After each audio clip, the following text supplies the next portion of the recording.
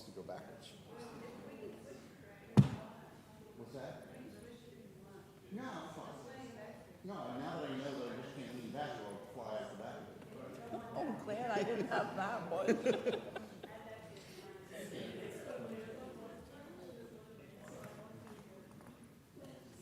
What else can happen to me this week?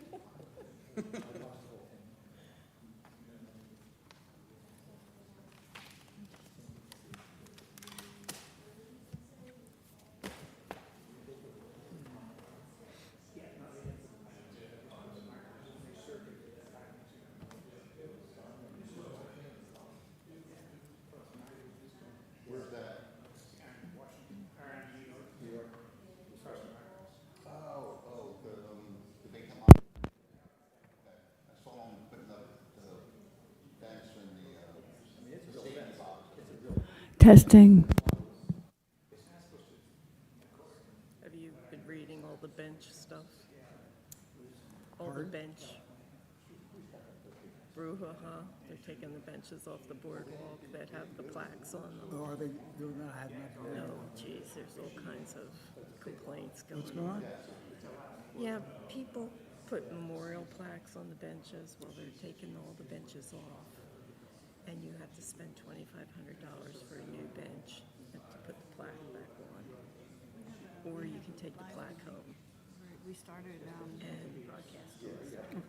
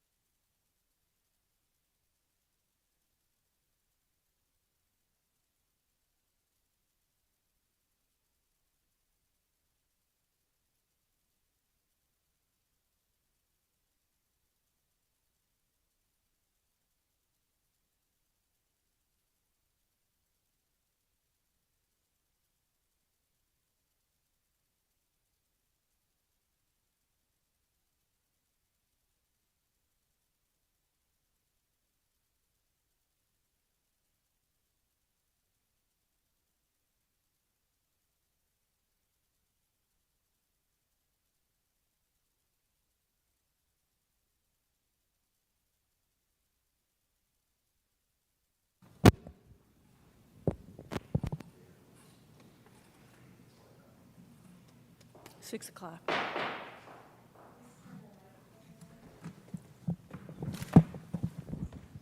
In compliance with the Open Public Meetings Act of 1975, adequate notice of this meeting has been provided.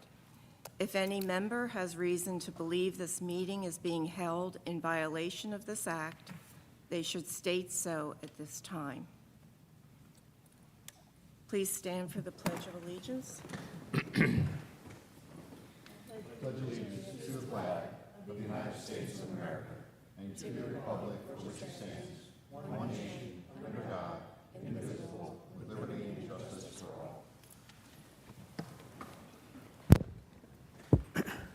Mrs. Werner? Here. Mr. Venuto? Here. Mr. Ledwin? Here. Mrs. Notch? Ms. Sheehan? Mr. Walsh? Here. Mr. Zexer? Here. Mr. Yeager? Here. Ms. Stevenson? Here. Thank you. Okay. We have a resolution for Theodore and Patricia Anderko, 815 Columbia Avenue. If someone would make a motion? Oh. Second. Mr. Ledwin motions, Mr. Venuto seconds. Mr. Ledwin? Yes. Mr. Walsh? Abstain? Mr. Zexer? Yes. Mr. Yeager? Yes. Ms. Stevenson? Yes. Mr. Venuto? Yes. Mrs. Werner? Yes. Thank you. Okay, next we have the minutes of the August 28th, 2025 meeting. Can we have a motion? Make the motion? Second. Mr. Zexer motions, Mr. Ledwin seconds. Mr. Ledwin? Yes. Mr. Walsh? Abstain? Mr. Zexer? Yes. Mr. Yeager? Yes. Ms. Stevenson? Yes. Mr. Venuto? Yes. Mrs. Werner? Yes. Thank you. Okay, as far as our applications, we are switching them up a little bit and having Greg and Shannon Reich come first.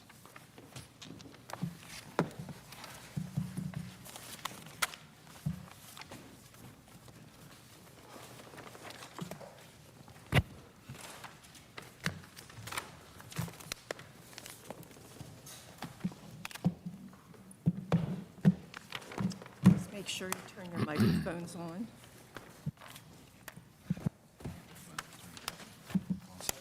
Great, thank you, Madam Chair. Good evening, everyone. I'm Andrew Catanese on behalf of the applicants, Greg and Shannon Rich, in this application involving property at 1249 Washington Street. That property is an existing and significantly undersized lot in the R2 zoning district.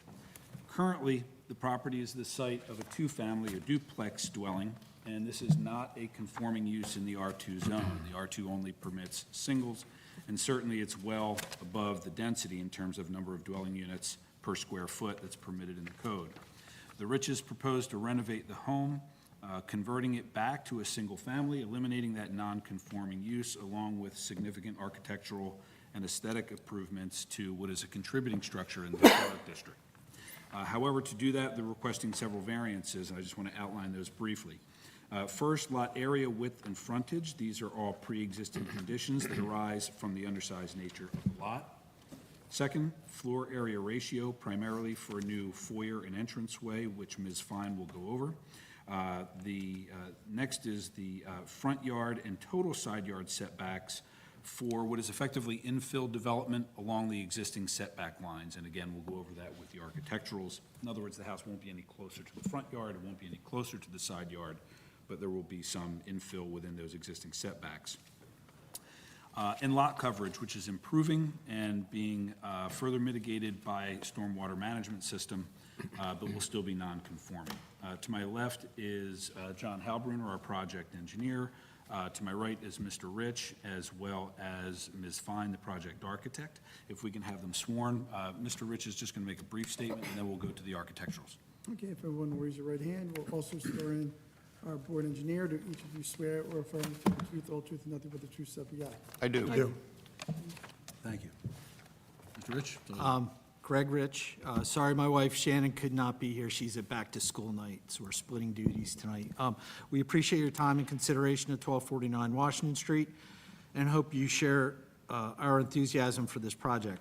We originally bought the property in 1999 from the Shartle family and lived in it full-time until 2015, at which time we moved to Upper Township and rented out both units in the house. During the 15 years we lived there, the rental unit helped us realize our dream of living in Cape May. We raised our 2 kids in it, who attended Star of the Sea and Cape May City Elementary School. During our time living there, we learned a lot about the property, including its historical contributing designation, its modifications made over a century, including sort of a hodgepodge of additions and rehabs, its history as a dentist's office in town. Our goal today, however, with 2 kids at near college age, is to modernize it and move back into town. We aim to bring the property into the future as a single-family home with an eye towards modernizing it while being respectful of its character, history, and contributing designation. Thank you for each of you and your time and your volunteerism on the zoning board. All right, thank you. That's it. Pam, if you want to go over your plans, if you would. I know Ms. Fine and Mr. Halbrunner have been before the board before. We offer them as experts in their respective architectural Yes. and engineering fields. Thank you. Thanks. Okay, so I'll start with the SU1 sheet, which are the existing plans. I'll run through those quickly, and we'll flip it over to the SU2. You can see the elevations, and then I'll show you what we're proposing. So the SU1 sheet shows the existing site plan and all 3 floors and an attic plan. Existing site plan, you'll see where it's positioned on the lot. We're really tight to the left side property line. And the front stairs are too close to the front property line as well. Along the right side, we have some decks, some steps that you'll see will be replaced with other forms of architecture. And then along the back, we have an existing deck, which is also too close to the back property line. So we have a full basement. The ceiling is too low, so it doesn't technically count as floor area. But downstairs, we have office, bathroom, a bedroom, utility room, crawl space, mostly mechanicals and things like that, laundry room and such. On the first floor, we have the existing living room, kitchen, dining area. There's 2 bedrooms with a bathroom and stairs. We have a powder room, and like I said, rear deck, side deck, and a small front landing. This area in the front is actually the entrance to this unit. We have a right side entrance off of that front enclosed porch, and the landing off to the right. This unit also has a second entry, which puts you into this dining area. It's basically, it enters into a very awkward location. So we wanted to fix that for this level, give it a true entry, something that is appealing from the street, something that enhances its architectural appearance. As said, we had a duplex, so the second floor is the start of the second unit. You would then go up the side stair. We have a scissor stair, brings you up to the side deck. Second unit has a living room in the middle. You basically enter in that living room. You're walking into a spiral stair. There's a bedroom on the left, dining room towards the back, kitchen towards the far back, small bathroom. And then if you continue up that spiral stair, it brings you to an attic. So the top of the attic, the peak is 6'8". So everything next to or alongside of that peak tends to be very low. It's a very steep roof, which you'll see in the elevations. So there's not a lot of room. You really can't use that for much other than an attic. But to be clear, it's habitable space. It technically is, but only a sliver. So it's very small area of habitable space. So these are the existing plans. I'll jump to the elevations. You'll see how the roof line works. We have this witch's hat on the side, which we're proposing to keep. But again, it's a very awkward layout. I don't think the 2D drawings really portray what it looks like from the street. I think these photos are really good at telling you what this house looks like. So Mr. Catanese is passing along some photographs. The top 2 photographs are... If I can, I should mark this as Exhibit A1. Sure. Which are just photos existing at the top and proposed rendering at the bottom. Yeah, so the top two photographs are what exists there today. The left side, you'll see, taken from an angle. The right side top corner is basically facing forward from the street. It's a very unbalanced feel from the front. So what we're proposing is additions along the right side and then some minor alterations along the back. But you'll see the rendering along the bottom. It looks like a completely different house. So we really aimed to balance what is there with what we're proposing and make it truly appear historical in nature. Ms. Fine, Ms. Keenan just indicated that the board didn't receive S2, so let's, SU2. Oh, Let's okay. mark that as Exhibit A2. Sure. And, I mean, I've gone over them and explained them, but I apologize. I don't know why they didn't get to you. Okay, and please leave that SU2. Sure, will Okay, do. thank you. Yep. Okay, so I will jump to P1. So these show the proposed changes. Basically, what we're proposing on the site plan are a few modifications which I think actually improve the zoning and make the house more compliant. So the big one is obviously the use. So we're changing it from a duplex to a single-family home. So now it is compliant. It's a compliant use in this district. As highlighted before, we have a lot of nonconformities, but they're existing nonconformities. It comes with the site, comes with the property, the size of the property, the shape of the property. So those we just have to work with. But what we did improve on are the front yard. We went from 10'6", which were the 2 steps along the front. They basically extended past the front wall of the house, so we removed those steps. And we're proposing new steps which pull back into the house. You'll see that shown on the proposed first floor plan. They align with that front wall. So that's why we have an improvement in that front yard setback distance.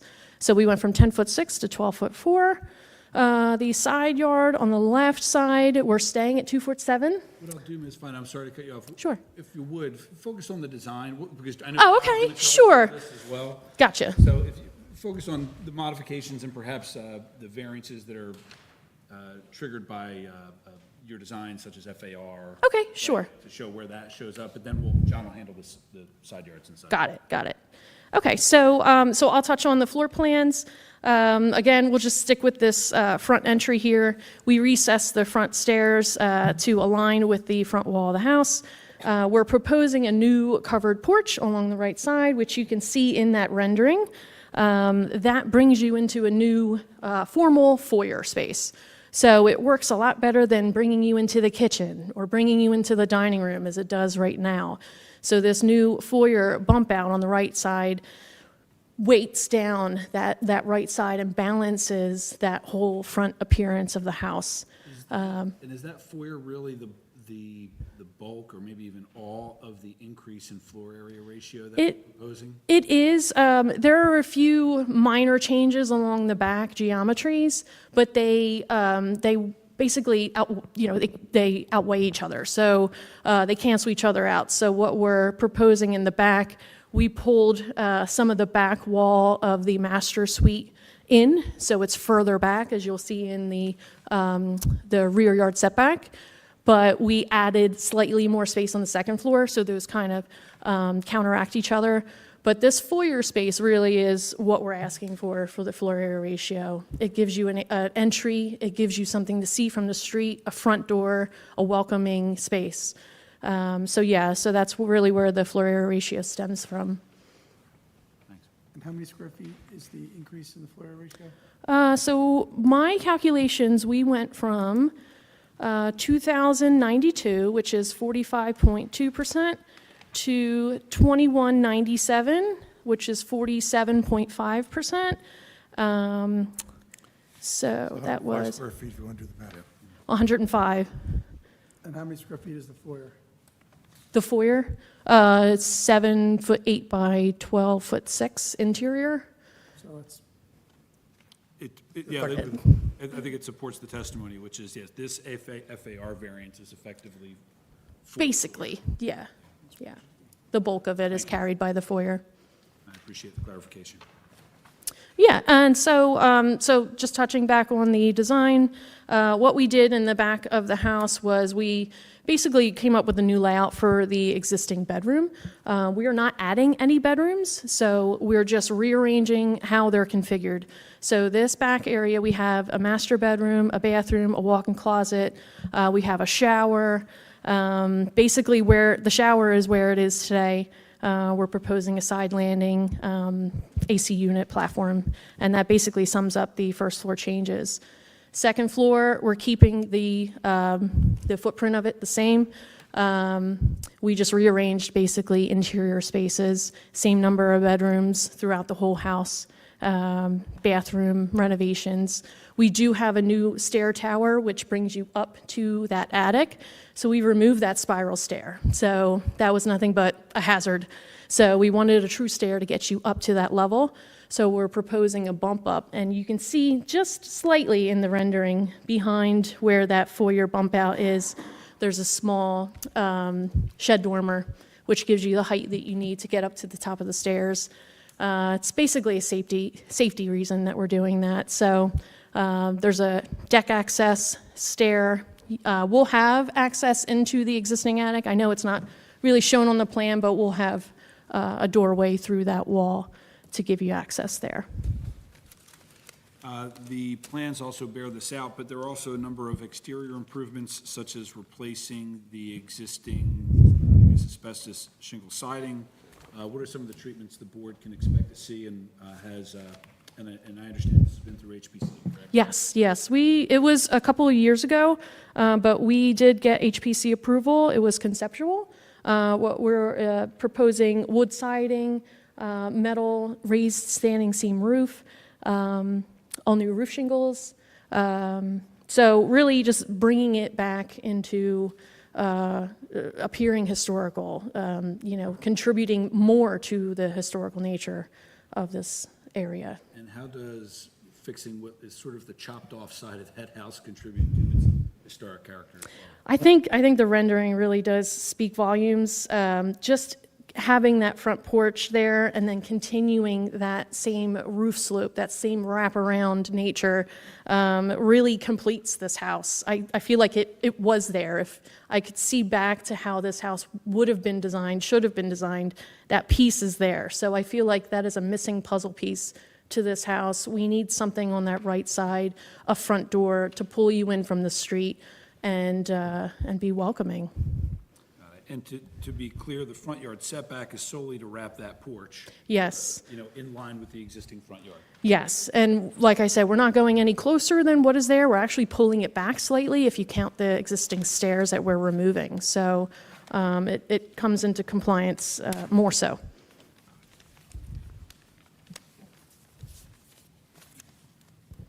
I think that's all the questions I have, unless the board has any.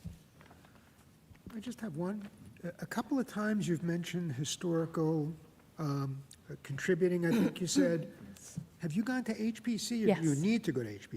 We did. It was a couple of years ago. Okay. So we're right on the end of, Oh, okay. yeah. Because I didn't see it as part of the package. Yes. The application package, I believe, included in it a copy of the Is it in the approval application? from Yeah, HPC. I didn't leaf through, that's Got it. fixed, so I didn't bother to go through. It's in there. I thought you guys read it. It's just conceptual though, so we Yeah, still of have to go course. back for final. Always is. Yep. Yeah, they won't give you a final Yep. until we sign off. Correct. Okay. Question about in that conceptual approval, the HBC was concerned about the excessive height of the new tower, and you agreed to revise it to lower to existing gable roof line. Could you show me what that is? So their issue was here, this, Oh, okay. I thought this it was bump the- up. I thought it was the which. No, the Witch's Hat is existing, so we're maintaining that. We didn't have a rendering though, so I'm hoping when we go back to HPC, we show them the rendering. It looks a lot more prominent in the 2D drawings than it actually does in true form. So we're hoping that they're gonna be agreeable to that. So what I see there now, it's going to be lower than that drawing? It's going to be, this is what we're adding here. The Witch's Hat is staying, so that is the true height of the building. What we're proposing is this bump out pier, which is basically just a small And gable they want it down the addition. same height? Yeah, so Okay. the issue was that height, at the existing ridge, we only have about 6'6", 6'7" of height. And that, I guess that was going to be the reason it's a foot higher? Yeah. Okay. And Yeah. that will be lower? It was slightly lower in this than I believe what we were proposing in the HPC. All right, so you want us to approve it with it higher? Yeah. You're gonna go back to HPC and try to HPC. convince them to keep it higher, but if they keep it lower, you don't wanna have to come back here. So Right. we're approving it. Yes, for the higher anyway. It was revised already once. Yes, It yeah, just wasn't brought all the way down to the ridge. right, Got it. right. So if they say no, then you have to come back here again? No, No, Okay. because the worst thing that happens, they're gonna go lower, not higher. So Yeah. They're gonna have a smaller envelope. Correct.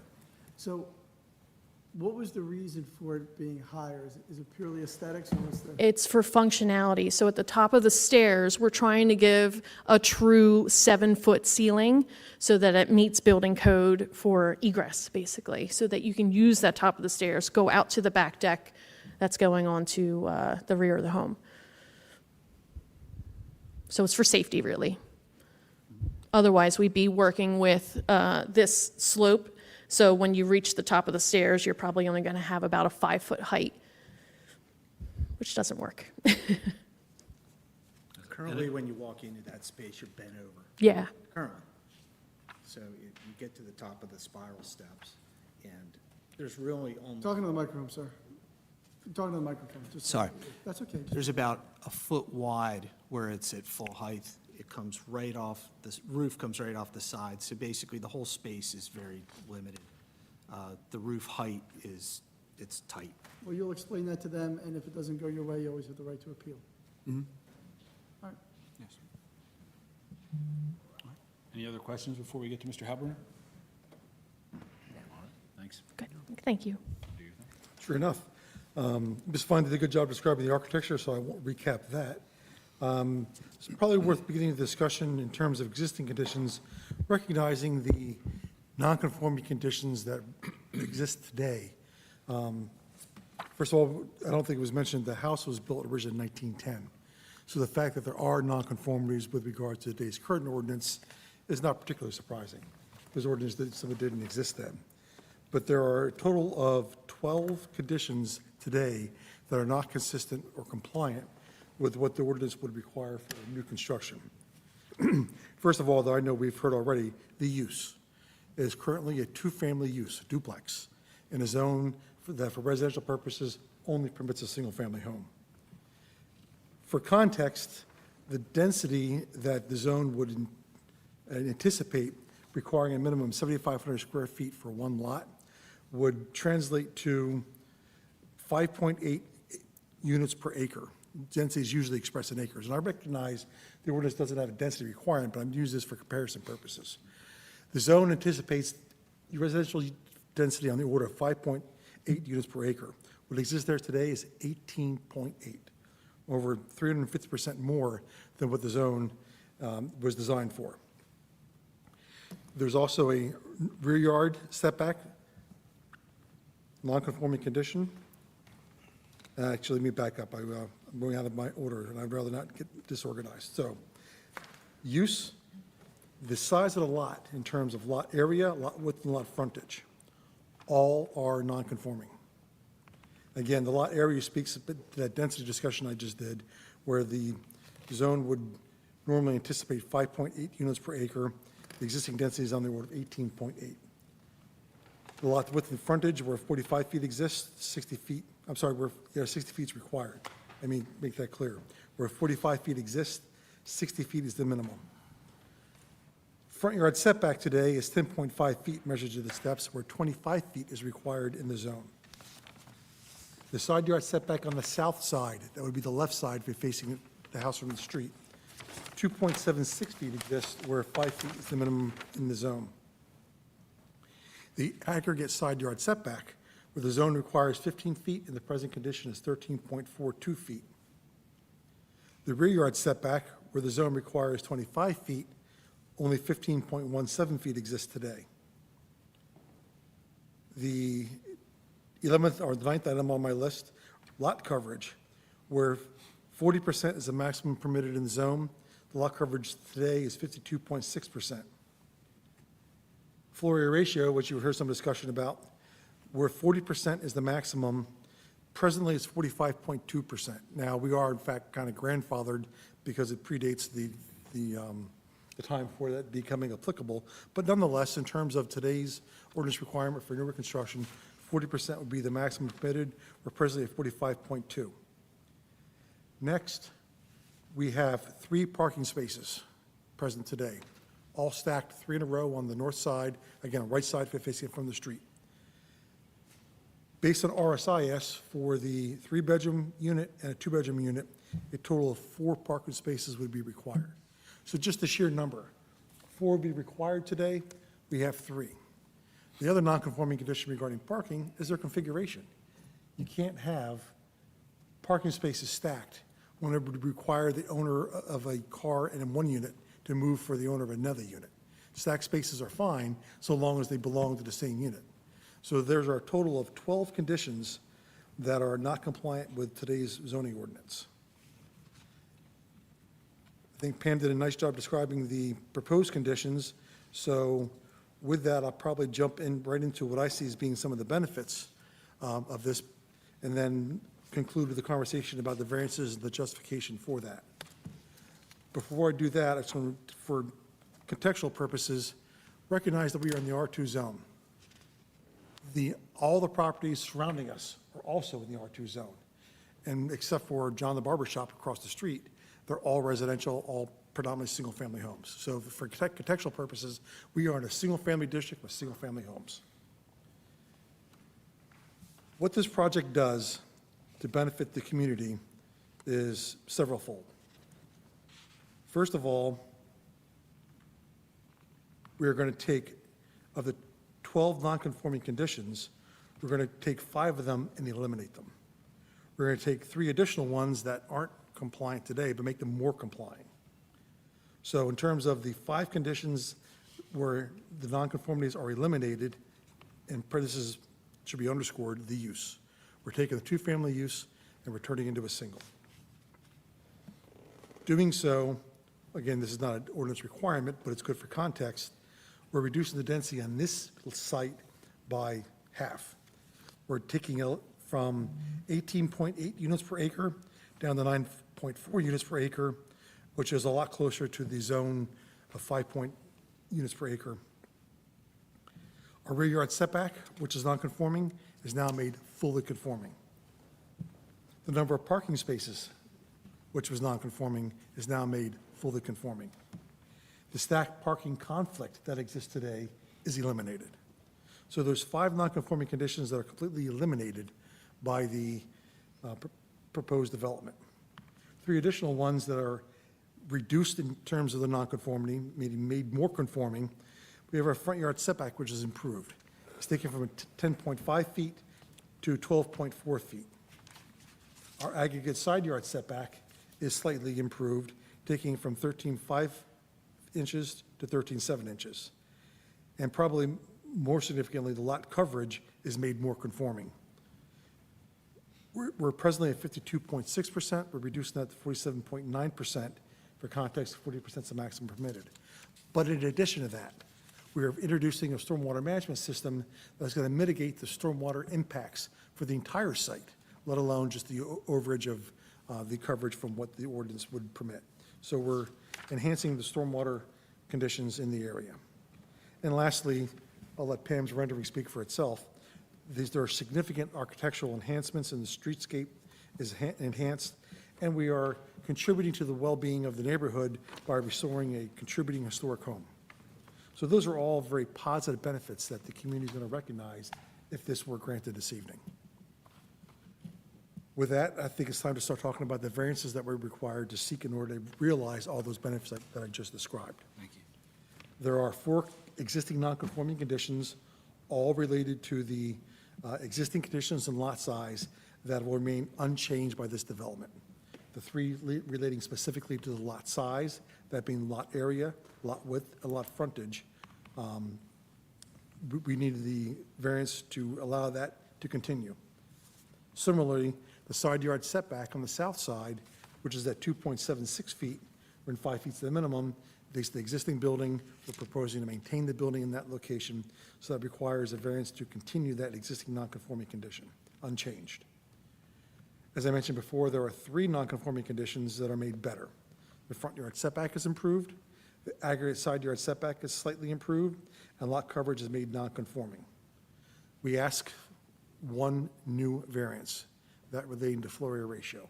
The floor area ratio is related to 105 square feet, which is attributable directly to the side entry foyer, which you've heard Ms. Fine testify as how much it creates a much more balanced and aesthetic effect. So those are the variances that we seek here this evening. They're going to be advanced under several different criteria. First of all, the floor area ratio variance is a D variance, in which the board must consider that there are to be special reasons. The planning industry has recognized that special reasons can be directly correlated to purposes of the municipal land use law that are being advanced. And let me back up for a second. I'm going to talk briefly about D variances. I'm going to talk about C1 hardship variances. I'm going to talk about C2, the flexible benefits outweigh the detriment variances.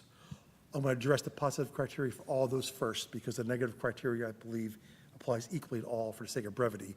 I'm not going to go through the negative criteria repeatedly 3 times.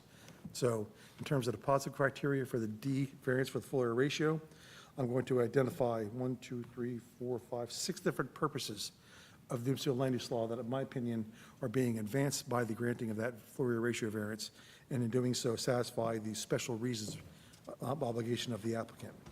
I'll refer to them by the subparagraph number within the municipal land use law for those who'd like to follow along. First of all, subparagraph A, purpose of municipal land use law is to encourage municipal action to guide the appropriate use or development of lands in a manner which promote the public health, safety, morals, and general welfare. Again, we're preserving the character of the neighborhood by restoring this to a single-family home and restoring it back to its historical context. Subparagraph C, which is to provide adequate light, air, and open space. The coverage reduction and, the front yard setback component of this being made more conforming certainly promotes that purpose. To promote the establishment of appropriate population densities and concentrations that contribute to the well-being, again, we are reducing the density to we'll reduce the density to be the permitted use of a single-family home and eliminating nearly twice the density that would otherwise be permitted. We are, and I forget the paragraph letter because my notes are now jumbled, but we are actually improving the protection against flooding by the introduction of the coverage and reduction and the stormwater management features. I believe that was subparagraph B, I think, Yes. yeah. So far I've got A, B, and C all being covered, as well as subparagraph E, which is, the promotion of population densities.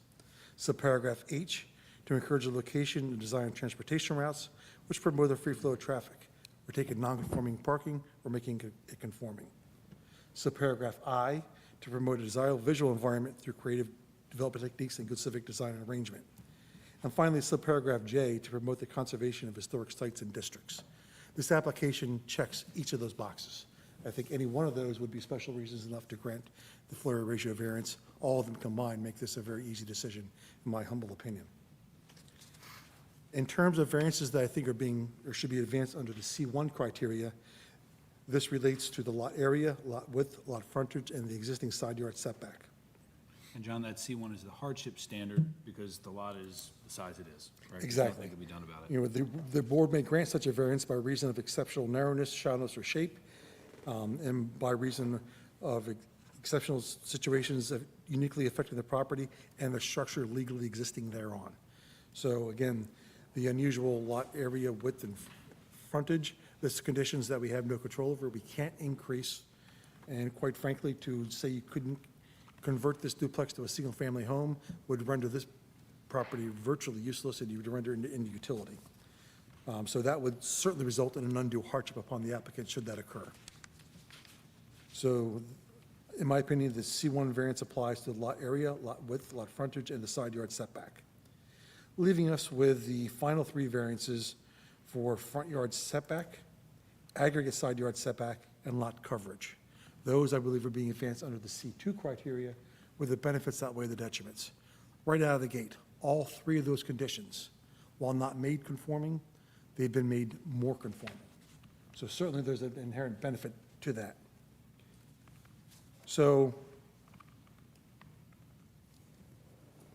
in addition to the positive criteria of making those more conforming, I'm going to reintroduce, without repeating them all of the benefits of the advancement and purposes of the municipal land use law that are advanced by this application, which apply equally to the C2 criteria. So with that, I think the positive criteria for each of the variances under the D, C1, and C2 are clearly established, leaving us with the need to demonstrate now the negative criteria, which, as we all know, is a two-prong approach. First, we must demonstrate that the variance should not be granted if it will result in a substantial detriment to the public good. When we look at each of the variances that we're seeking, I fail to see how anything rises to the level of a detriment, let alone a substantial detriment. So in my opinion, the first prong of the negative criteria is overwhelmingly addressed.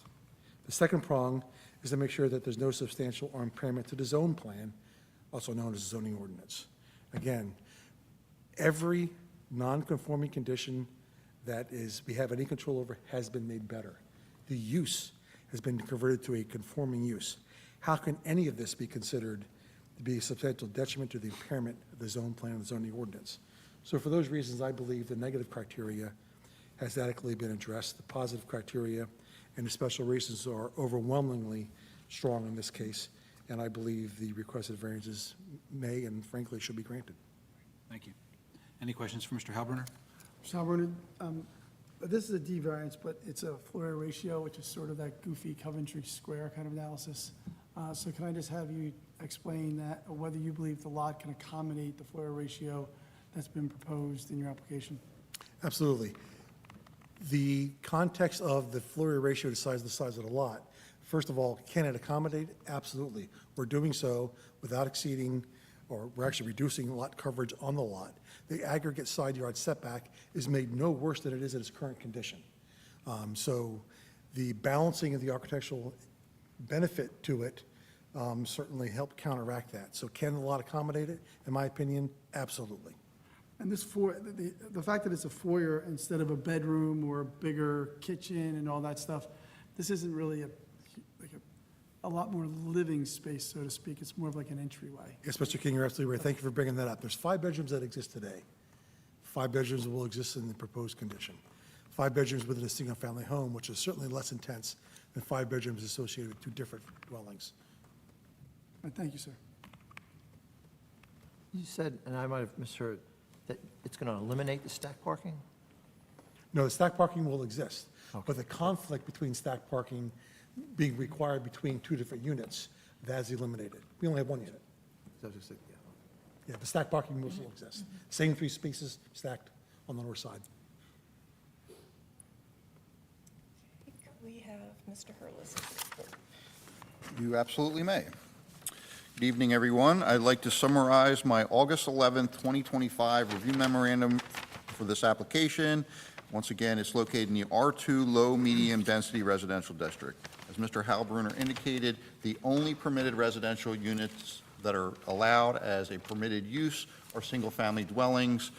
They are eliminating a duplex use, a non-conforming duplex use, and converting that structure into a conforming use of a single-family dwelling.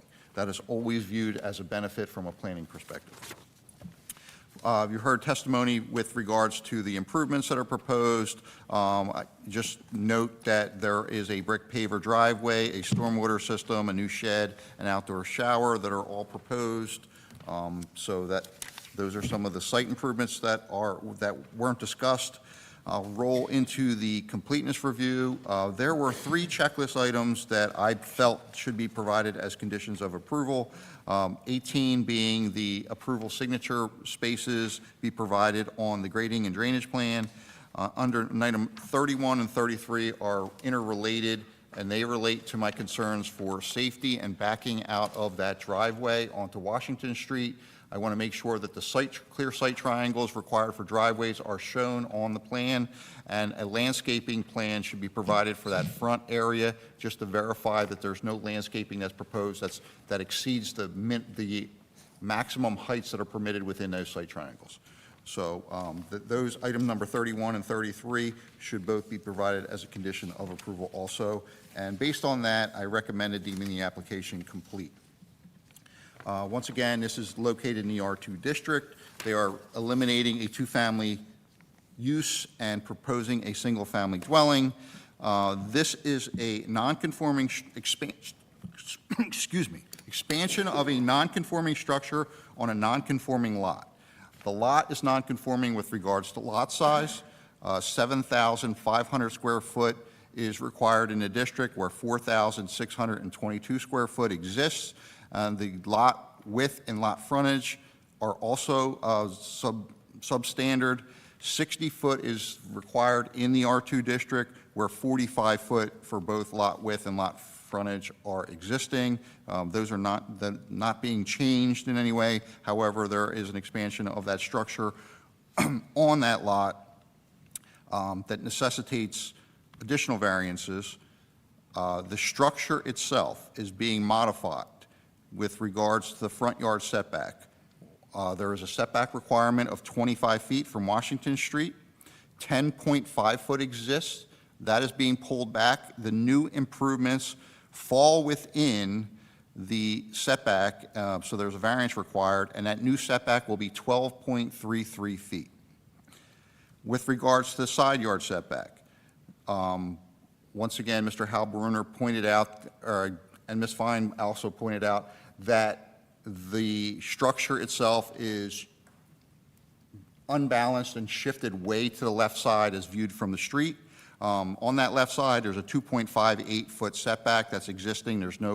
That's not being changed. The side yard setback on the other side is being increased from 10.83 feet to 11 feet, creating a total, we have a total requirement in that district of 15 feet. So that total is being increased from 13.42 feet to 13.58 feet to the new improvements. That requires a variance, but it is an improved condition. Lot coverage. The maximum permitted in the R2 district is 40%. 52.6% exists. They're reducing that coverage to 47.9% and also providing a stormwater system to mitigate the coverage above and beyond what's permitted. So that's a positive aspect of this project. Floor area ratio, 0.40 is the maximum permitted for single-family dwellings. 0.452 exists in the current state, and they're proposing 0.475, and you heard testimony that is mostly centered, that increase is centered around that foyer, the new foyer, the entry foyer, and is not creating any additional bedrooms or, driving density at all. It should be noted that the rear yard setback is being brought into conformity, another positive aspect, and the parking situation is being brought into conformity. There are 5 bedrooms. That requires 3 parking spaces in accordance with the RSIS. There was a question or a little dialogue with regards to the stacked parking spaces. Those 3 parking spaces are permitted to be stacked in accordance with the RSIS, so it's a conforming situation. What they were talking about was elimination of the jockeying of the cars that would be required if you have those cars being parked from 2 different units. So they're not being controlled by the same family.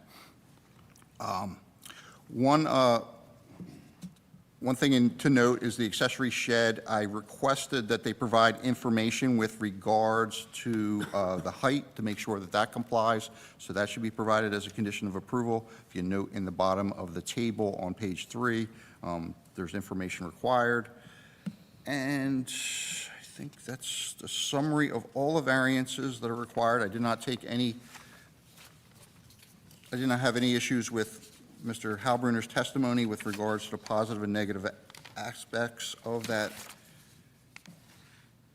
So I'll roll into general review comments on page 5 of 6. They should all be conditions of approval. I talked about item number 1 is providing the signature spaces on the grading plan. The item number 2 is our standard condition that they should revise the zoning table to reflect the comments in the review memorandum.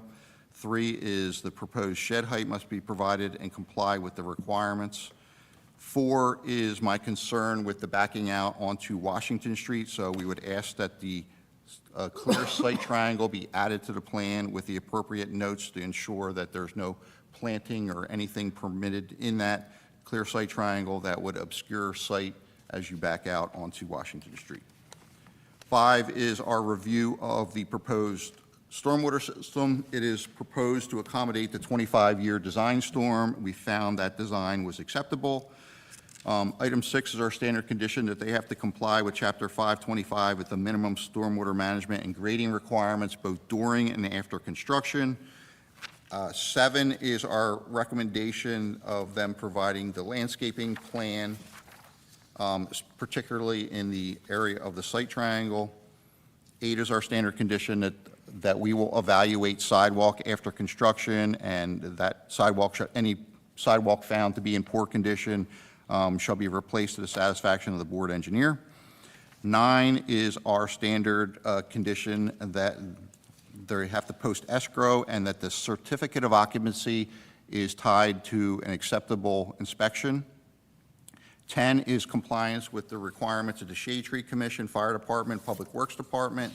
We did receive reviews from the Fire Department.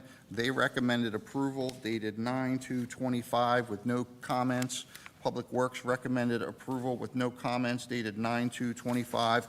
We also did receive, I received the notice of conceptual approval from the Cape May HPC dated 10/16/2023. I'm surprised that wasn't in your package, but we will ultimately require that they get final approval from the HPC.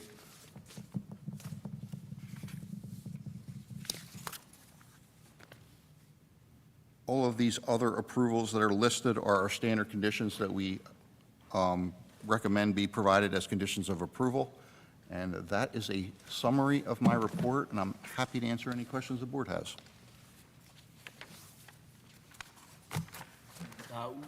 To be clear, we didn't get shade tree comments, so that goes away. There are no recommendations, and that would not make its way into the final resolution. Is that true, Karen? Okay. Yes, no shade tree report was received. Yeah, I didn't have one in my package, so, No problem. I Yeah. just don't want something to pop up later, and No, I- we're not hearing. There's still regulations about trees and stuff you have to comply with. There's a tree in the front of the house that won't be That crepe, disturbed, right? that crepe myrtle, I'm not sure. No, I was talking about the street. the street tree. Oh, no, that's street tree. That belongs to the city. Don't hurt it. Don't hurt the city. Okay, no questions. At this time, we'll open it up to anyone within 200 feet. Anyone beyond 200 feet. Closed to the public. Unless the board has discussion, the motion I'd recommend being made, but how you vote is up to you. And we're going to do it all in one motion. It's a single project, and all the benefits were described together. Remember, you need 5 out of 7 in order to succeed on this application, so as you vote, keep that in mind. If you're going to vote against it, that's your prerogative, but since there were no objectors, please be careful to articulate your reasoning, so I have something to put in the resolution as a basis for the rejection. The motion I recommend being made is in the affirmative, but how you vote is up to you. It's a motion to grant the variances 1 through 7 as outlined by the board engineer on page 3 of his report, subject to the conditions 18, 31, 33 on page 2, and 1 through 14 on pages 5 and 6. That's the motion. I'll make the motion as stated by Rich. I'll second. Okay, Mr. Venuto motions, Mr. Yeager seconds. Mr. Ledwin? Yes. Mr. Walsh? Yes. Mr. Zexer? Yes. Mr. Yeager? Yes. Ms. Stevenson? Yes. Mr. Venuto? Yes. Mrs. Werner? Yes. Thank you. Thank you all for your I want to time. say it's been very attractive. Thank you.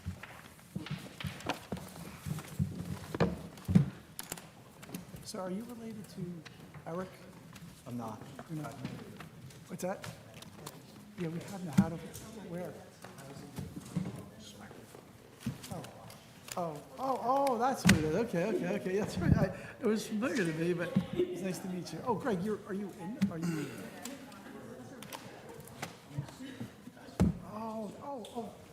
Oh, Greg, it's not Greg. Oh, Jesus, I'm sorry, Greg. Sorry, I didn't put it together. I was thinking Eric the whole time, thinking, I know that. Oh, that's great, it's nice to see you. No, I remember, because you helped me with that nice old lady, what's her name, that's still alive, like 97 years old. Lisa. That's right, I remember talking to you about that.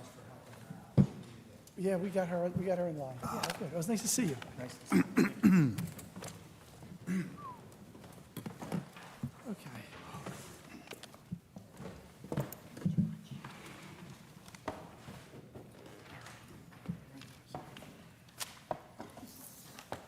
Okay, our next application is the Cape May Marina LLC and the Cape May Paddle Club being heard together, like we did before, correct? Correct. Yes, same, whatever parameters we set last time, Right. apply this time, I forget how we did it, but yes. Exactly. Good evening, Board members, Chair, Mr. Hurlis, Mr. King. My name is William Kaufman. I'm an attorney with the firm of Nemad Davis and Goldstein, Township, appearing here this evening on behalf of SP Cape May Marina LLC and Cape May Paddle Club, which is a New Jersey nonprofit corporation. Typically, you would see Mr. Scarborough here. He is unfortunately out of town on a family matter. On behalf of the applicants or the appellants, however, I do have Mr. Dickinson and our professional, Mr. Schulo, is here. When we were last here, we left off in the midst of was a legal argument, and since then, we've provided the board with a memorandum that more articulated the particular issue. Excuse me, can you just bring that mic a little closer, please? Thank you very much. Since the last time we were here, we've articulated that legal position in a legal memorandum, which I hope everyone has had the opportunity to review. It is our position that in this particular matter, that the zoning permits that were applied for were denied on the basis of site plan considerations. And as we've stated in our September 17th memorandum, we do not think that from a legal perspective, a zoning permit can be denied on any grounds other than use grounds. That is to say, when an applicant presents an application for a zoning permit to the zoning official, one question is raised, and that question is the proposed use permitted in this zone? If the answer is yes, the zoning permit is issued.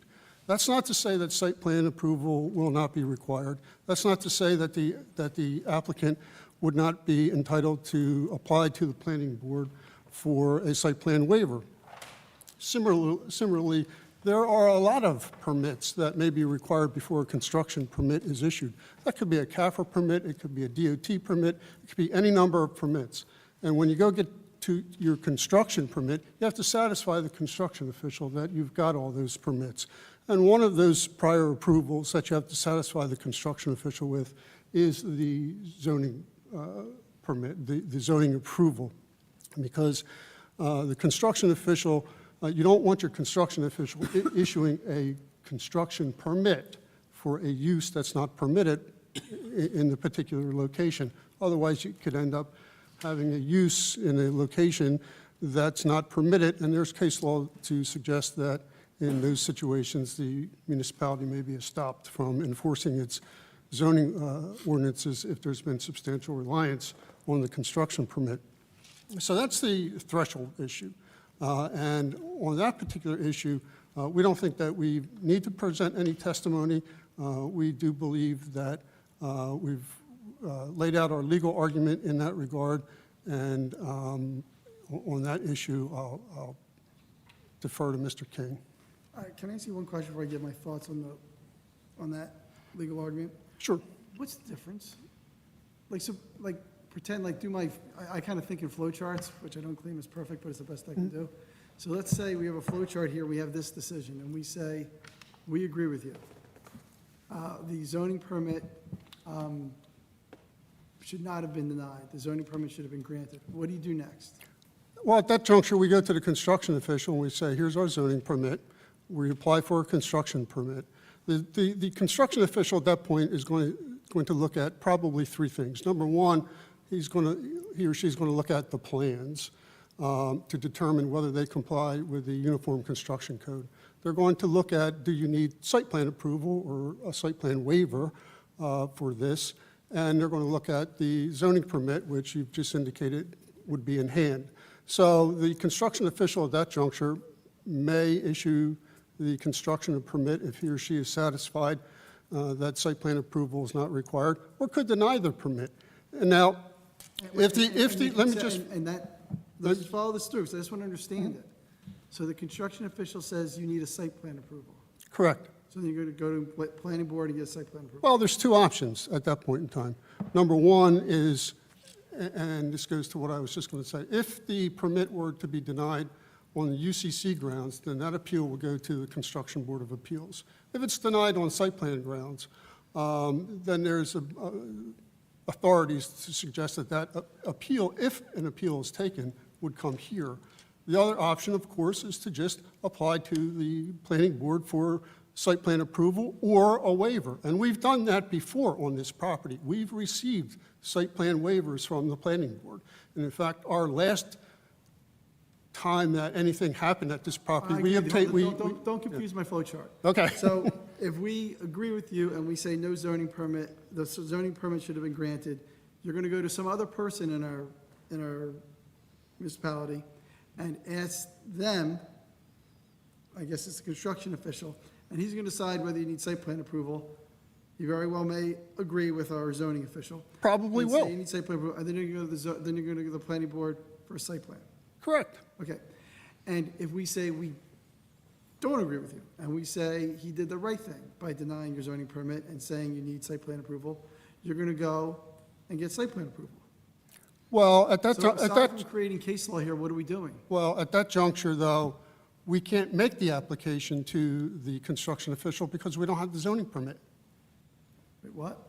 At that juncture, if you agree with the zoning official, we can't even make the application to the construction official because we don't have the zoning permit. We need the zoning permit to at least be able to make the application to the construction official on your flow chart.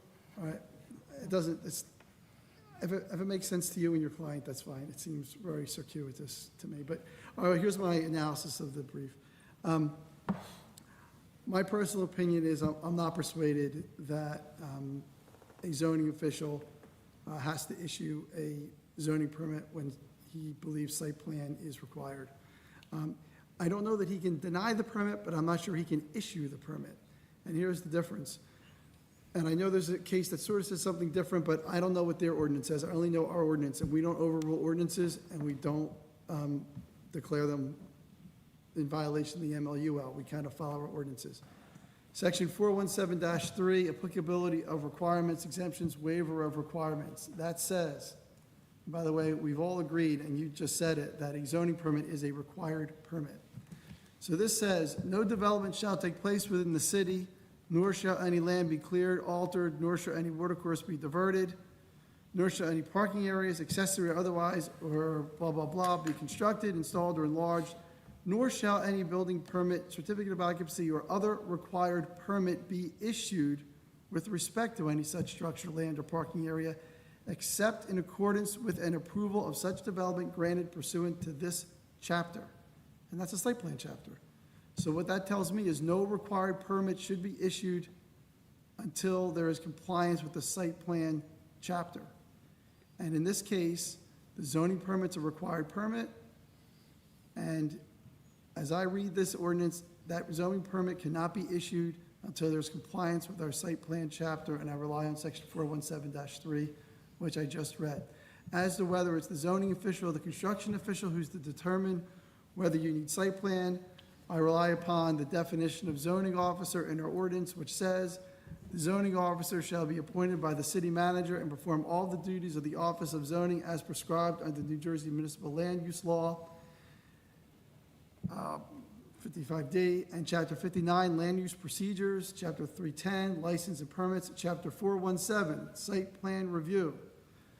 So in my view, he's doing his job, and it would be confusing to everyone involved if the officer who's charged with reviewing site plan review issues a permit that says everything is good with zoning, when in fact you still need a site plan. So I think he's the guy that's supposed to look out for that, and whether that's issuing a permit that, putting on the permit granted but needs site plan, or denied needs site plan, I don't view a huge difference in that, and I do think our ordinance prevents him from issuing that permit, sending it out into the world without having complied with site plan. I think that's what that means when it says he just shouldn't be issuing required permits if you haven't gotten site plan approval. So I think he's doing the best he can in saying denied site plan approval. Could he say granted but need site plan approval? Maybe, but he shouldn't issue the permit. So I think you need site plan. Well, actually, he thinks you need site plan. Now, you could certainly argue to this board that he made an error, that in exercising his duties as zoning officer, which includes site plan review, he perhaps should not have said you needed site plan. And you can argue that, and the board will consider it. And if you're successful, then you don't even need site plan. You're done. If the board says you need site plan, then you got to go to another board, which is why I'm kind of thinking you're kind of doing this the hard way, but I'm glad to give you a day in court. So Well, here's the one thing where I would disagree with you, Mr. King. There's nothing in the Cape May ordinances. The Cape May ordinances are unclear on the issue of whether a zoning permit is required as a predicate to a construction permit. There's nowhere in your ordinances does it say that. Unlike some other towns, where I was just looking yesterday at Egg Harbor Township's ordinances, it's clear, there's no question about it. Cape May's ordinances do not say you need a zoning permit to get a construction permit. We applied for that out of caution in case that's how the ordinances are interpreted. So there's one thing. And then the second thing I would say is, yes, you were correct. The thing to do if the use is permitted is to, and you think site plan approval is needed, the thing to do is to issue the zoning permit and state on it, but site plan approval is needed. That's a big difference than denying it and saying site plan approval is permitted. That's a huge difference. If he denied it without reasons, that would concern me, because then that might mean that he concluded your use was permitted. But he denied it and told you he thinks you need site plan approval. And, we can quibble over whether it should be granted, but I just can't get around the fact that it says you're not supposed to issue a permit, issue any required permit until you have site plan. So I think he's caught between rock and a hard place. I don't want to debate it all night. I'm not going to debate it all night. That's what I decided. but If I'm wrong, Judge, who is it now, Shepherd, will tell me I'm wrong. But just see if you need site plan. Well, here's my question is this. When you look at the denials in this case, the question you have to ask is the proposed use permitted? Not whether site plan is permitted. Is the proposed use permitted? And you can't answer that question from the face of the denials. You cannot answer that question. And that's the purpose of the zoning permit, is to tell the world whether or not that use is permitted. I think our zoning official, I give him enough credit that if he denied you because the use wasn't permitted, he would have written that on there. Well- He denied you because you need site plan reviews. But he didn't do that, and so we're speculating at that All right, point. well, But we'll and call then- Mr. if- Do you if- want us to revisit it with him and see if he thinks you need a use variance, and then you can apply for one of those too? Because I think you're kind of in good shape here. He doesn't say that. I got, he does, yeah, there's no statement as to the use on the Then we'll have denial. to revisit that with him and have him do that now. So then it remains an open question whether it's a permitted use, and this board will decide that too as part of the application. So if the board's pleasure is to hear the testimony, we'll take the testimony. Well, I mean, I don't vote. I mean, so that's my opinion on it. If the board thinks that he did something wrong in terms of what you've just argued, they can vote on that too. I mean, I just given my best guess based on my common sense and reading this ordinance. So, I mean, if the board says, you know what, we think Mr. Kaufman's argument is right, that's okay. They don't have to agree with me. Well, shouldn't we do that now rather than Yes. take the testimony? Okay. Yes. So the question before the board, the motion I'd make is a motion.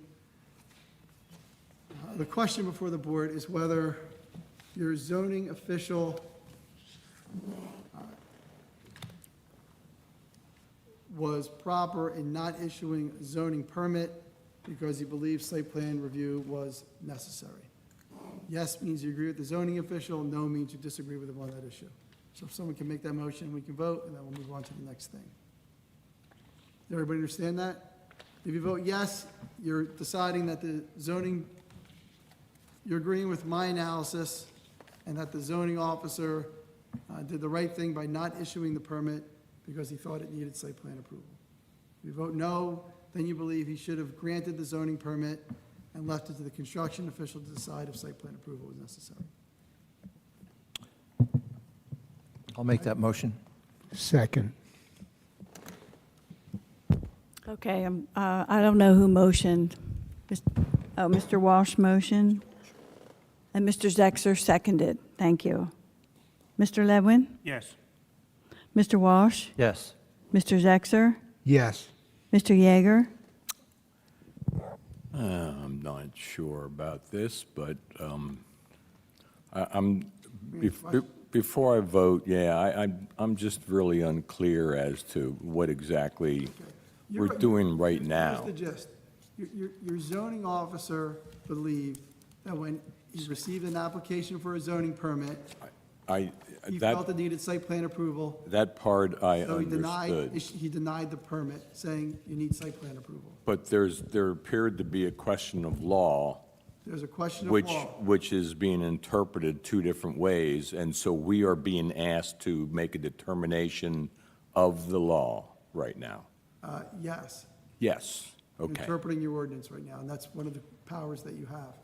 So And the outcome for the applicant is, I can't discern a significant outcome for them, but their view is that if we decide that they didn't need a zoning permit, then they can just go to the construction official and find out from him if they need site plan approval. That's what I get out of their argument. okay. So, I can vote yes.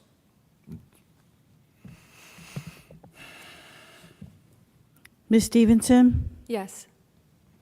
Mr. Venuto? Yes. Mrs. Werner? Yes. Okay, so that resolves the legal issue, so we can move forward then. Now you're gonna, what's your next position is whether or not you need a use variance? Now, whether or not that we are entitled to a site plan exemption so that the denial based on a requirement of site plan approval was incorrect.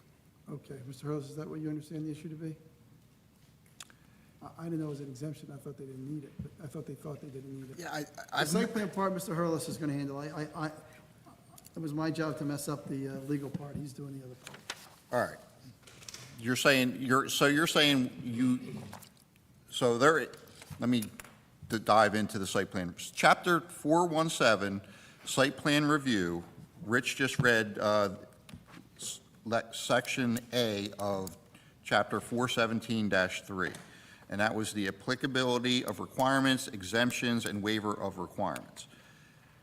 Paragraph B has exemptions. It says, "Site plan approval shall not be required for any of the following," and it takes you through different, so, for instance, item number 1 says, "Detached single-family dwellings, structures designed for occupancy by two families or accessory uses thereto permitted as of right under applicable zoning districts."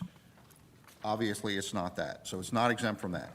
The construction of a parking area for less than 3 vehicles, it's not that. Any structure or use for which a site plan review application was approved by the planning board prior to the effective date of this, that's a grandfathering clause, it's not that.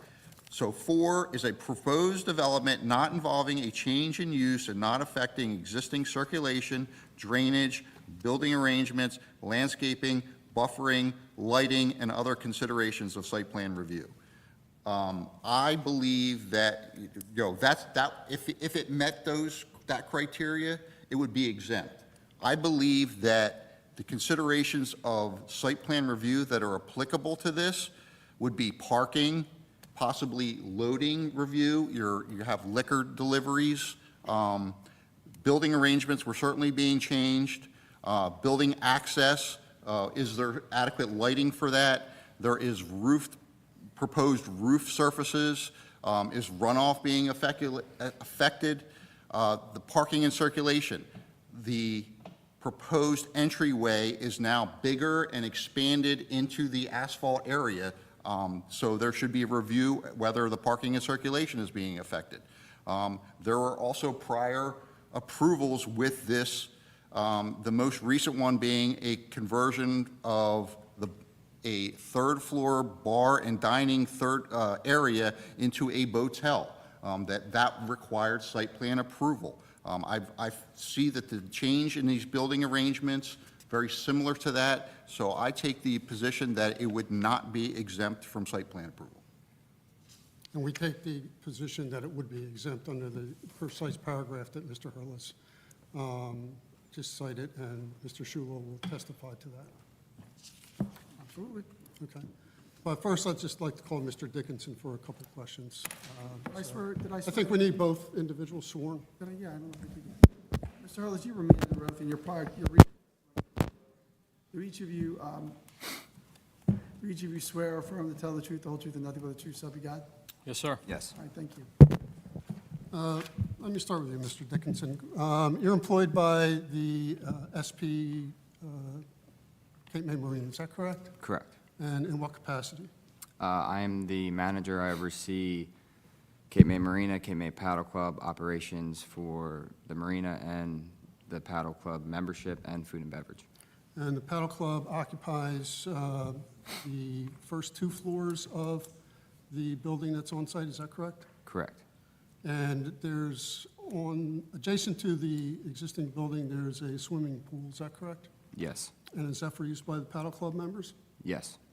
And prior to the premises becoming licensed by the governing body for the service of alcoholic beverages, was that area outside used for food and beverage service in connection with the paddle club members? Yes. And how long has that condition been existing? Since 2013. Okay. And you're aware of the proposal to, well, let me back up. With regard to the ground floor of the existing building that the paddle club uses as its clubhouse, what's going on the interior of that building currently? Currently, it is for storage and the food and beverage operation that currently happens outside.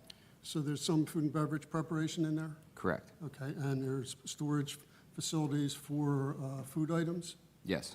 There's storage facilities for non-alcoholic beverages? Yes. There's storage facilities for alcoholic beverages, is that correct? Correct. And the entire first floor is licensed, is that correct? Correct. The entire pool deck area is licensed, is that correct? Correct. The second floor of the building is licensed, is that correct? Correct. Is there any alcoholic beverage storage on the second floor? No. And the premises have been licensed since 2024, is that correct? Yes. This Can you is your, explain what license we're talking about? Beverage license? the ABC Oh, license, the ABC. club Okay. license. That's what I just wanted some- In your packet, you have the resolution from the governing body, which issued a club license in 2024. And with regard to the ground floor, are you familiar with the proposed plan to convert a portion of it to a member dining area? Yes. If that conversion took place, would anything be going on the interior that is not already going on the exterior? No. I have no other questions of Mr. Dickinson. Can you ask that last question again? Or just tell me what it was again? Nothing will be going on, Is there anything will anything be occurring on the interior that is not already occurring on the exterior pool deck area in terms of food and beverage service? No. This addition, what we see now that's there, that's coming out into the parking lot, right? That's not going to the pool? No. I think that can best probably be addressed by Mr. Shula. Mis- mis- So I'll take you through the existing conditions. Okay. And he can, I'm asking that. Mr. King, can I just ask a question? Because there's something that's troubling me. Normally, this board would only have jurisdiction over site plan review if it's not a permitted use. And then they would determine whether a waiver or exemption would be appropriate. In this case, we're probably looking at a permitted use in which the planning board would make that determination. So, like, I didn't know that we were going to be making this determination as to whether it was exempt or not tonight. So I'm just a little, Yeah, I admit I was a little baffled at the beginning too. I think I asked that question like immediately. I'm like, is that what we're doing tonight? And that's why I looked at you like, we're doing an exemption? I didn't think we decided exemptions. I mean, I thought if You- our- that's the legal argument I'm making. well, You no, don't- no, you haven't made that yet, but you can make it now. But if the zoning official says, there's something happening here that triggers site plan, and we think he's right about that. Whether there's an exempt, so that, you kind of like went to the second paragraph of this, and that's where I got lost. I thought we were going to be talking about the first paragraph of the, hold on a second. I thought we were talking about whether or not Section A was triggered. Whether this was a kind of thing that site plan is necessary. And our zoning officer thought it was. And you are doing the things that are in the first paragraph. Whether or not there's an exemption, I wasn't sure that that's something that we do. I mean, I don't know. I mean, Craig, I'm looking for help on that. typically, an applicant will submit a site plan application, and they will ask for either a waiver of the requirements or determine whether it's exempt. So I don't believe that, I've never seen this situation where the zoning board is making this determination, so that's why I'm puzzled. Yeah, I did not, until now, I did not, and it may be my fault, but I did not perceive that the argument was that there was an applicable exemption. Well, and that's the legal argument, that because the denials, the language on the denial of the zoning permits said site plan approval required, and we're saying, no, Mr. Zoning Official, we're exempt from site plan approval for what we're doing.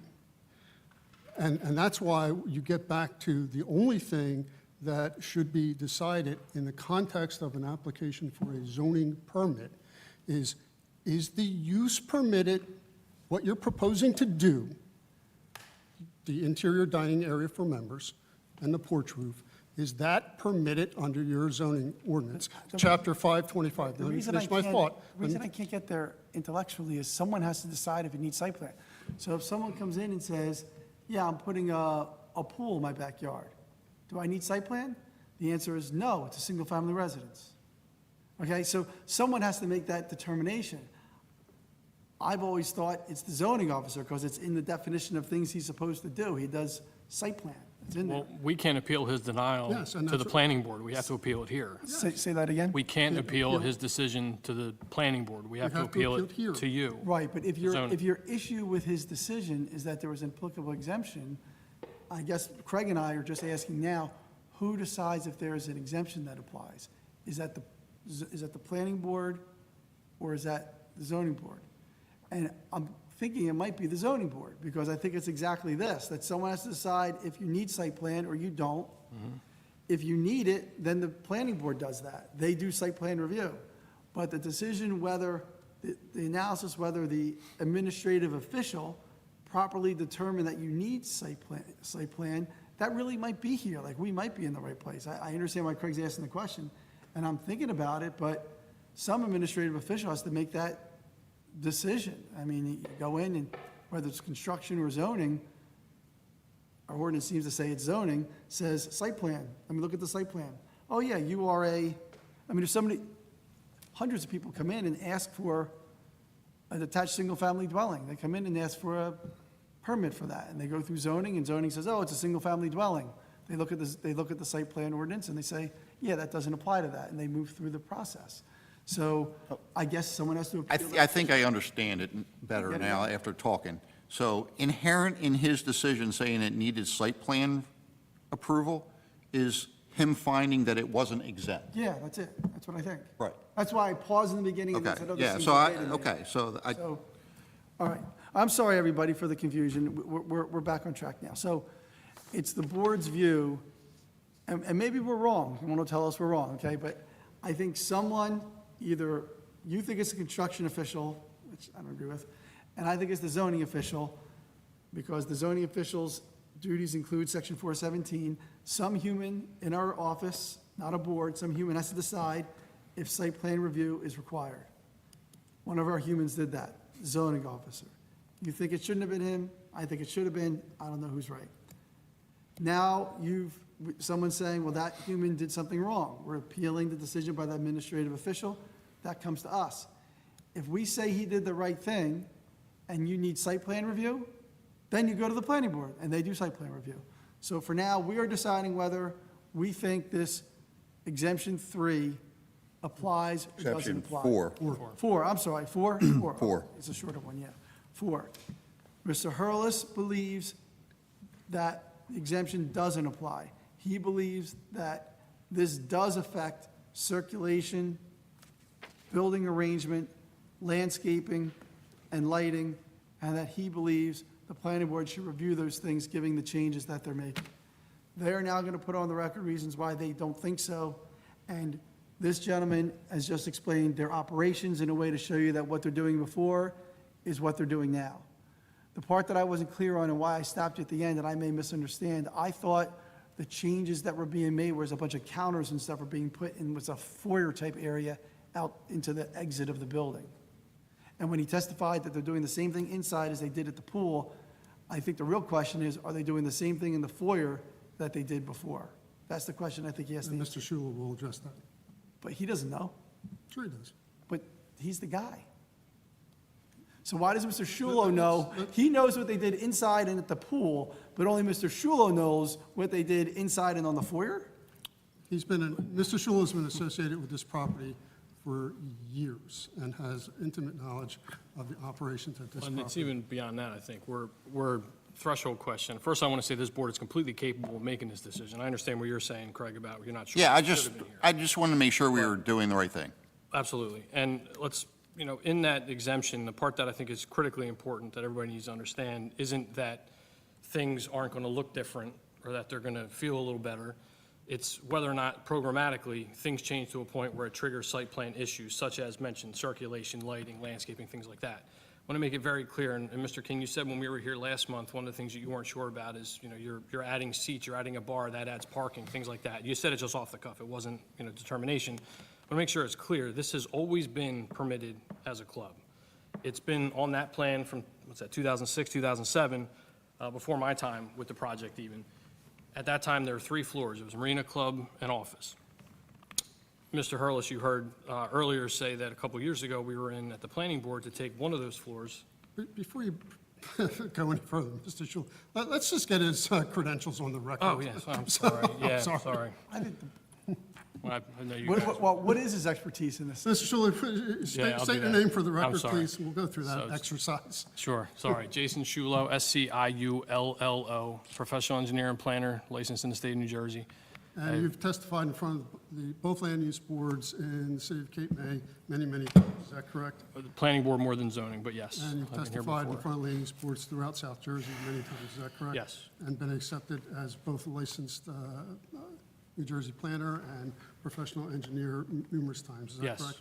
Yes, At SE, be accepted as both, as an expert in both fields, Both fields, engineering and planning, right? engineering Yeah. and planning. He is an expert at that. thank you. I didn't mean to cut you off, but No, you're good, you you're were good. proceeding. The and- last thing I wrote down was, at that time, it was 3 floors, a marina club and office, and then you were talking about my comments about parking being impacted. Yeah, you were saying that might trigger site plans. So let's go back to your initial involvement. When did you initially become involved with this property, and in what capacity? So it's kind of an unfortunate situation. The previous consultant that was working on the project passed away, and I started working on the job, or on the site, and other ones that Scarborough owns in 2018. So 7 years now. And can you were telling the More than board, that, actually. you were telling the board about the approvals for this property, and if Yep. you want to refer to the approved site plan to orient the board. Sure. Maybe that would be helpful as well. And that'll answer the question too raised about where things are going to go. So, Is this part of the Just identify application? this. This take one of is, these mics. Sorry. would you just identify this, because this was not submitted in our packet, but this is the approved site plan for the property, is that correct? It is, yes, and So we want to mark this, Mr. King? And this was when it was Spicer's Creek, was the name of the development, when it was originally approved, dating back, as mentioned, since, I think, 2006 or 2007. This site plan is from 2013. It was the second sheet of a set signed as part of the site plan approval back then. And the site you'll see has, on the edge here where Lafayette comes down, there's the cross street that goes, that's called Roseman's Lane, that comes into the site.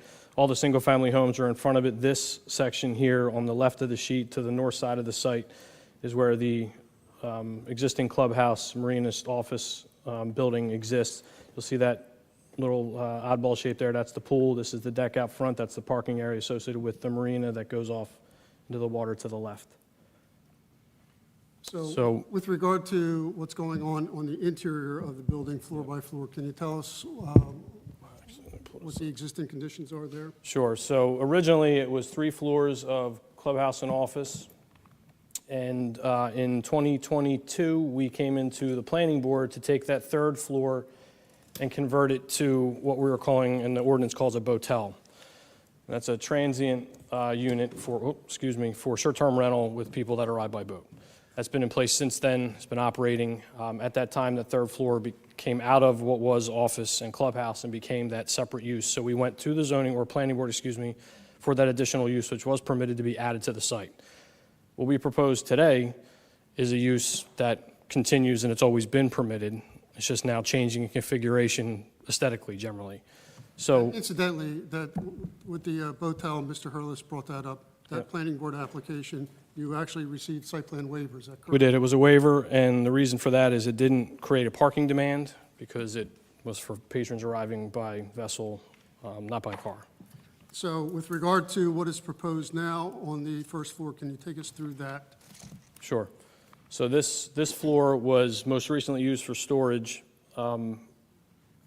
and the club license that was mentioned that the governing body issued had a statement in it that we had to come, or had to get permits required for fit out of that space to be what we show here. It was contemplated at that time that it was going to be done this way, that we were going to have improvements. Governing body recognized that and said, just make sure you go get permits.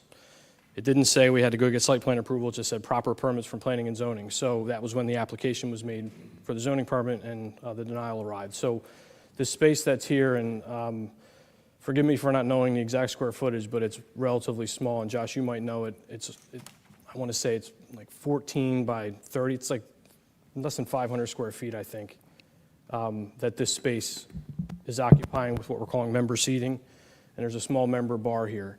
Now, you heard Josh mention that nothing's going to change as far as the way it operates. So that's the threshold question, is the use permitted? We said yes, everybody agrees with that. Does it create site plan considerations related to parking, circulation, those other items that are mentioned? This doesn't draw additional parking. There is no parking requirement, actually, for the club specifically. The original approval was granted with parking based on the marina operation and the number of slips. That doesn't change. What's also critically important to understand is this is the same club area as is outside. It's just now we're making sure that if there's weather events or it's stinking hot in the summer, they have some place to go. We're not increasing anything related to the parking demand. First, because there is no parking demand. Second, because the club membership is not changing. It's the same people that have been here since probably the last 5 years at least, 2013 when we started. So there is no parking consideration. There is no circulation change. That's the reason that we were really, frankly, confused by the denial. We understand that the zoning officer maybe is being cautious and saying, I think maybe something is needed. It wasn't because I think that it was absolutely confirmed that it was needed. We believe it's not. Similar to what happened with the Botel, that was a different situation because, again, it didn't require parking, but it was introducing a use that wasn't on the site before. Although permitted, it wasn't in the approval. This has been in the approval since the beginning. Nothing's changing regarding that. Incidentally, the KMA ordinances allow for a private club to have a member dining area. Is that- Oh, it's expected, yes, absolutely. And I'm sorry, can I ask you a question? Can you just zero in? I don't mean, are you going through a list? All right. Can you just point out, at least for me, because I'm stuck taking notes. The denial says construction of a roof above existing landing with half walls and counters. That's There's what I thought we were two talking about. denials. There's two. That's one. That'll It's be a the different next one. sheet. We're doing, I thought we were doing them together. We are. That'll be the next All right. sheet. Can I ask, do we have this drawing in our packet? Yes, you do. Yes. Yeah. We do, okay, I have a thank you. question with regards to that drawing. What is in those spaces now?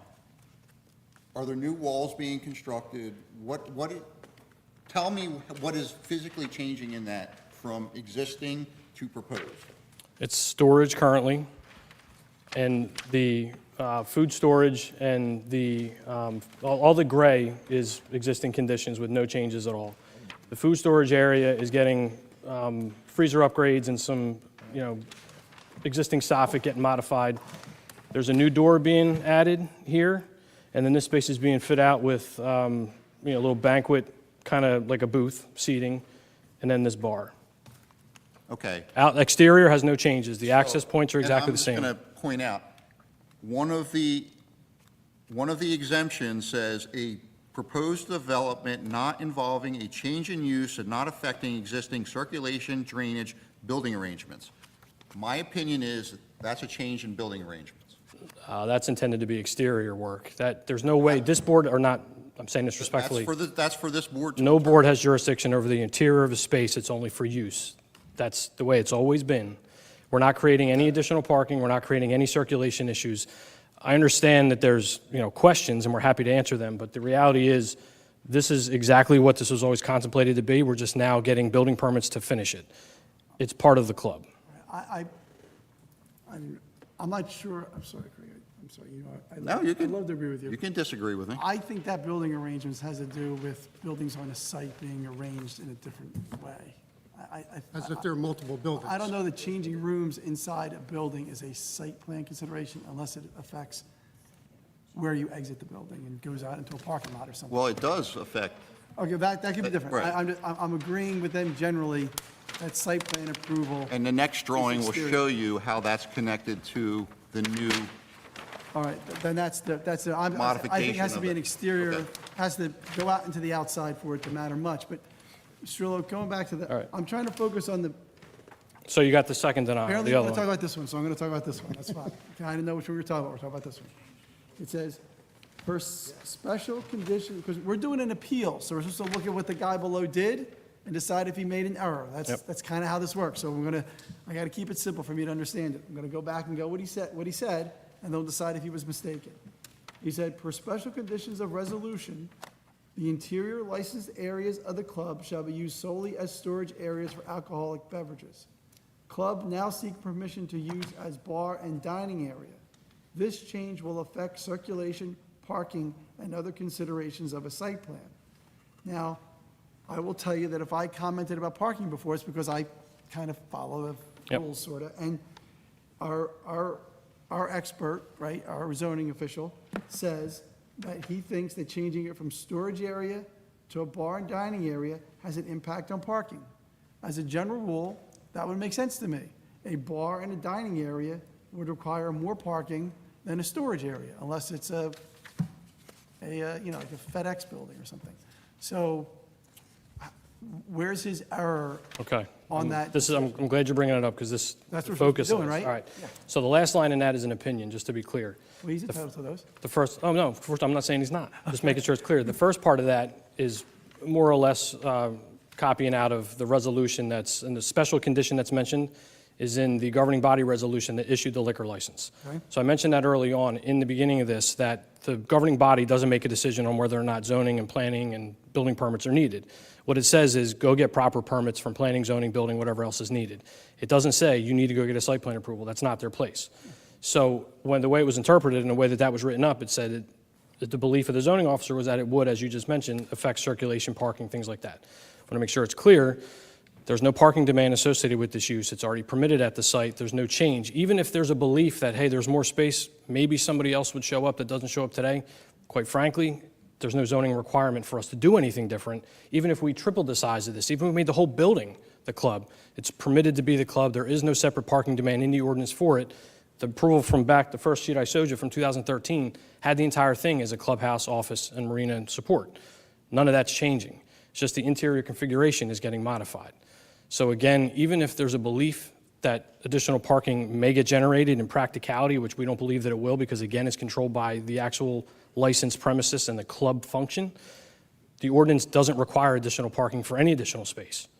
So, Can I make sure I understand what you're saying? yeah, And I of want to course. phrase it in a way that, so you're saying that the approval and use of this is the whole building being a club. So the maximum amount of parking required for that use is already cooked into this project. That's the way the original approval was issued, correct. And the fact that some of it fell into disuse and was used as storage, Well, to be clear, it wasn't. Third floor was the club, second floor is offices, the first floor at the time was for storage. The third floor is no longer a club because it got taken out for the motel that Craig mentioned. That had a parking demand. If you believe there's a parking demand associated with that, that's now gone. so when this project was first approved, the first floor was storage. No, the whole building was approved for the club. We used it as storage. That's what I'm saying. Yeah, So the approval, though, was the whole thing being used as a club. yes, So the parking's cooked in there. It And is. I was saying that at some point, instead of using it, well, I mean, I guess clubs need storage too, so you had a storage area inside your club, and now that storage area is being used for club stuff. a portion of Saying it. That doesn't change the parking, because the old parking was all club building, and now it's all club building, so there's no effect on parking. That's the essence Yes. of your argument. Yep. Okay? And I want to add to it too. So let's say everybody believes that practically people need parking and they use this space. All three floors were permitted to be this, as I mentioned. The third floor is now taken out to be the botel. The botel is associated with transient boaters, so there's a slip that gets used. I mentioned that the parking demand that's required for this overall marina support use is based on number of slips. Technically, the number of slips generates then a number of parking spaces because of cars coming to use the slips. One of those slips is now out of the mix because there's no car associated with it. So we actually have more parking available than we did in the original approval by adding that use. It's only 0.6 spaces, but there is a change. It's been a reduction in the demand. But that's an argument, that goes to quality. So, I mean, I What I'm saying, there's no change that would trigger a need to evaluate parking, is what I'm getting at. Is from a zoning perspective, the use is permitted, the use has been permitted, the approval stands from 2013, they had the whole building approved for this. We're just making an interior modification of an approved use. That's what we're doing. And a club is permitted to also be a bar. It's the same use. Well, the club is, yeah, it's a bar, restaurant, it's defined by the liquor license as, But when it was approved the first time? yeah, it was Cape May Paddle Club. It's mentioned in all the resolutions, it's Cape May Paddle The same thing we Club. were approved for? Yes. parking-wise. Yes. Does a bar has the same parking requirements as a club? Well, no, it's the difference between the two is a bar is open to the public. That's different. This is a club, it's private. It doesn't just, anyone from the street can't just show up and come in and drink here. So it's not really a bar per se. It has a bar in it, just like you have a bar in your basement maybe. But it's not, your house isn't a bar. Follow what I mean? How many members do you have? We have approximately 180 families. So Membership, all the members live in the development? no. It's a mix. So you have to say Most of that them, some are driving into the club. well, or arriving. And by boat. parking. I mean, most of them are boat owners, Yeah, the marina patrons also, a lot of them. or the majority. How many members you say you have in the club? We have approximately 180 families, is that correct, Josh? Correct. And membership is on an annual basis, just so the board understands. So it's sort of like your Phillies season tickets. You renew on an annual basis, there's a waiting list, and if you don't renew, then your membership gets offered to the first person on the waiting list. And it's been 180 families and will remain that with This is this. open to members and guests, too, right? The members' guest. It's, the licensure is similar to like an Elks Lodge, but a lot smaller version of it. So, yeah. It's If the parking is based on the number of slips, and then you can open up the club to not just slip owners, how is that not an impact on the parking? It's always been this approval. I don't know why the So, original but approval was it's a- issued the way it It's a valid was. question that. No, it is. that It raises is. Parking concern. But it's a zoning question, not a practical question. So the feeling of thinking more parking might be needed doesn't matter. just be frank, and I'm not saying it disrespectfully, the zoning doesn't require more parking for it. You're in Cape May now. Parking doesn't matter? I said the, Come on. it's the reality of it, though, the zoning. operation of that Let me say it club differently. is, Let me say it differently. No matter how big we make this space, it doesn't increase the parking demand from an ordinance perspective. There's no variance needed, there's no approval required. It can't be denied based on someone's feeling that more parking would be needed.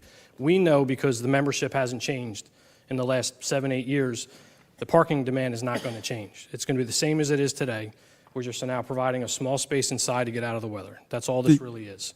Do you worry about the intensity of the use that you have for the building? No, and think of it this way. Can I, It's- you say no? No, Because but- I saw, like, in 2022, when you applied for the Botel all of the past approvals, variance, which I've not done in this regard. you know, I guess this is you, because you were made a presentation, right? Yeah, in As an 22, applicant. yeah. You The said, planning board, yep. You know, the third floor was intended for a clubhouse, but the homeowners association believed the property could be used as an accessory to the marina, slips with a transient use as a 3-bedroom residential unit. It will only be used as a transient unit by marina customers utilizing the existing boat slips in the marina. He, which is you, believes this is a better alternative and may be less intense than events that might be in the clubhouse that could hold up to 120 people. So you're saying that to get the Botel, because it would be less intense from the clubhouse, but it seems like you're adding intensity with what you're doing now, more above and No. beyond what the No, clubhouse is. this was already here. It was already approved for this. We just didn't utilize it the same way. It's been approved this way. Okay, I'm not,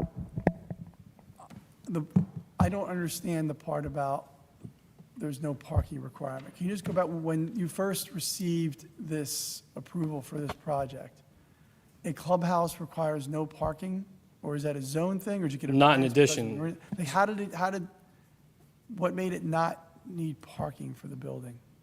I wasn't involved in the 2013 approval directly, but from reading the information based on the plans and the chart that's on the front of the sheet and the resolutions at the time, the parking that was required for the entire project, not the single family, they were done separate, part of the same approval, but a separate parking requirement.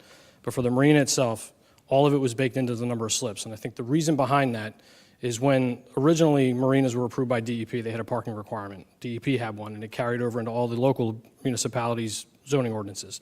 In the early 2000s, the DEP removed that requirement because they realized it was onerous, it was too much, in that the amount of parking that marinas actually demand, you know, on off big peak days, maybe it's different, but on an average basis, they don't need the same amount. It carried over in Cape May's ordinance, stays there. It's in other places too. The reality is that .62 or .6, whatever it was, that was permitted and approved at the time that it was done in 2013, included the rest of the marina support use, including Paddle Club. Cape May Paddle Club was named directly in the ordinance, or in the resolution. So it's always been in that parking What requirement. I'm saying is, was that a variance, or was there no No. parking requirement? No, it was compliant. That was the parking requirement at the time they went in for the approval. That's what the C6 zone has in it. And you're saying that no matter, they could triple the size of this, and no one could say anything about parking? Because it's not a public bar and restaurant, it's a club. It's the intensity of the club and use of the club is governed by the amount of members that we permit to be in the club. It's not a silly thing to say, I get it, okay. No, and to answer the question that you started to ask before, are you concerned about, you know, how it would function? So think about how this is going to go. The reason that we create these clubs, of which we have 3 now, the reason we do them is for the exclusivity. We don't want people to have to fight for parking and come to a restaurant as they normally would, or a bar, and not be able to find a seat or find a place to park. If we allow, quote unquote, allow more people than what we can accommodate, it actually degrades the activity. It makes the program not work. It makes people not want to come and not pay thousands of dollars a year to be part of this private club. So to answer your question directly, we know it's not going to be an issue because we won't let it be an issue. It's self-policing in that way, and this is why it's so unique. That's why we have these types of This uses. is why site plan approval is required in these cases, because then a resolution can be adopted that sets forth the fact that you can't just have unlimited members in your club. That would negatively affect parking. I mean, Well, that's what the 2013 resolution did. We're not changing it. That's what we're getting to. It's already been approved. It's just a lot of time has passed. so like I said, I was not prepared to have these arguments, and I've done no research on the 2013, and, that's a long time ago, and I was the engineer at the time when it was approved. I can't recall how that parking was assessed. Well, it's in the resolution. Well, let's go, though, to the other question about the outside. Resolution. I've read all the resolutions applicable to this organization. Do you have, Let me point out to you, on page 3 of the resolution in 22, it talks about if the boats are only for the residential, and it talks about, oh, that's for the Botel from 22, yeah. otherwise parking would be required as well as potential use variance application. All right, so let's characterize that properly. So in 2022, we submitted an application to the planning board to allow the Botel use. The C6 section of the ordinance, the C6 zone permits Botels specifically because they don't have a parking demand, because they don't bring people driving in, it's from boats. So that context of that was if we were to propose a 3-bedroom unit that wasn't a Botel, just a typical short-term rental, it would have a parking demand associated with it, because at that point, it's a residential unit. That's not what we were proposing. So that's what that clarifies. The resolution I mentioned that says that the club itself doesn't have additional parking demand is 2013, from the original approval. So you have 180 members in the club, and all those members would be bringing their boats in? That's a mix. The members, the demographic is some marina patrons, some people that live in the residential nearby, some that walk in from other parts of Cape May, and a handful that we believe drive. If I'm wrong, I went down and counted the spaces three times. I think you have 33 parking spaces on the site. Is that correct? No, there's, it's 100 and, 100? yes. They're including the residential. Oh, you're including that? Oh, the approval had, no, the approval had, I don't have that sheet. Shoot, I should have brought that first one. It's on the cover sheet of the site plans that were approved. So your property includes not only the paddle club and the main club, but you're including all of the residential? No, we don't use any of the residential parking. It's not included in the approval. Well, where No. is all this 100?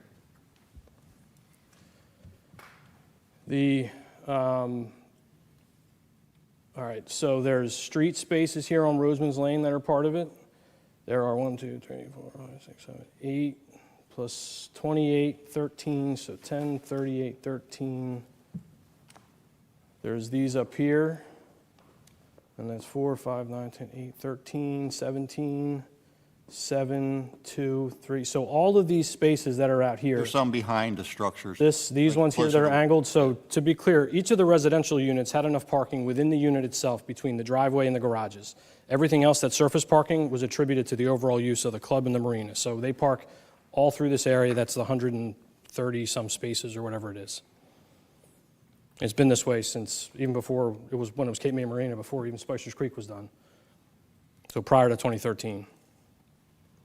I disagree with you. I'd like to have more evidence of that.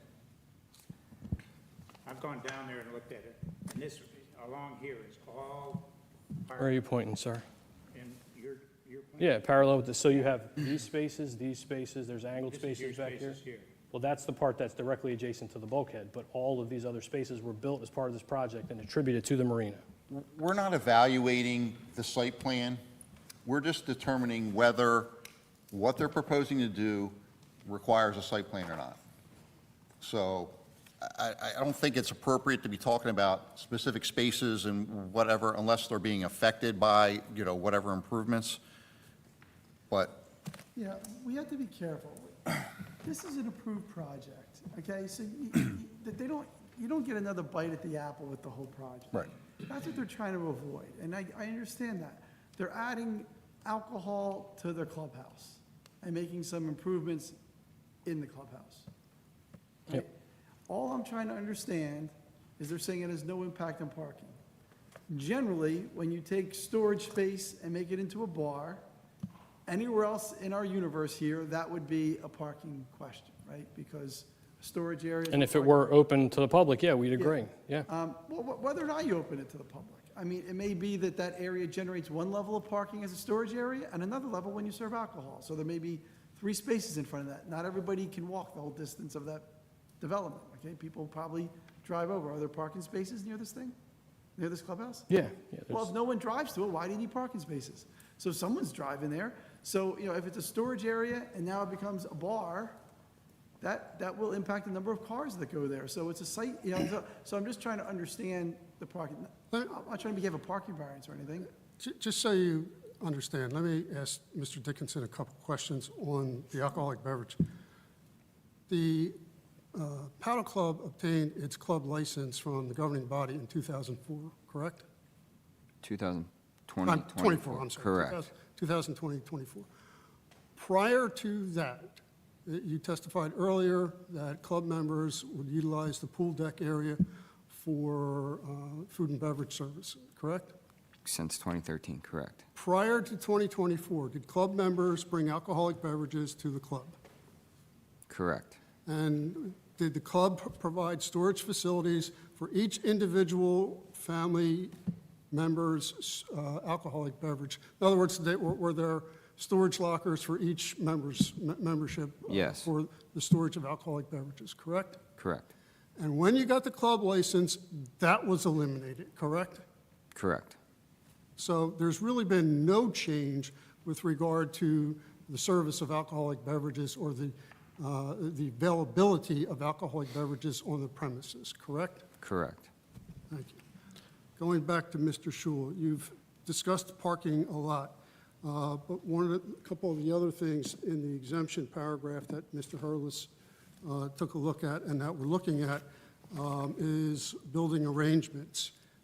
On site, there's more than the club building, is that correct, in terms of buildings? Oh, yeah, absolutely. Is what you're proposing on the interior going to affect the arrangements of the existing on-site buildings? No, Is what you're proposing on the interior going to affect the existing landscaping plan? no, Is what you're proposing on the interior going to affect any of the buffering requirements that's shown on the approved site plan that you have before us?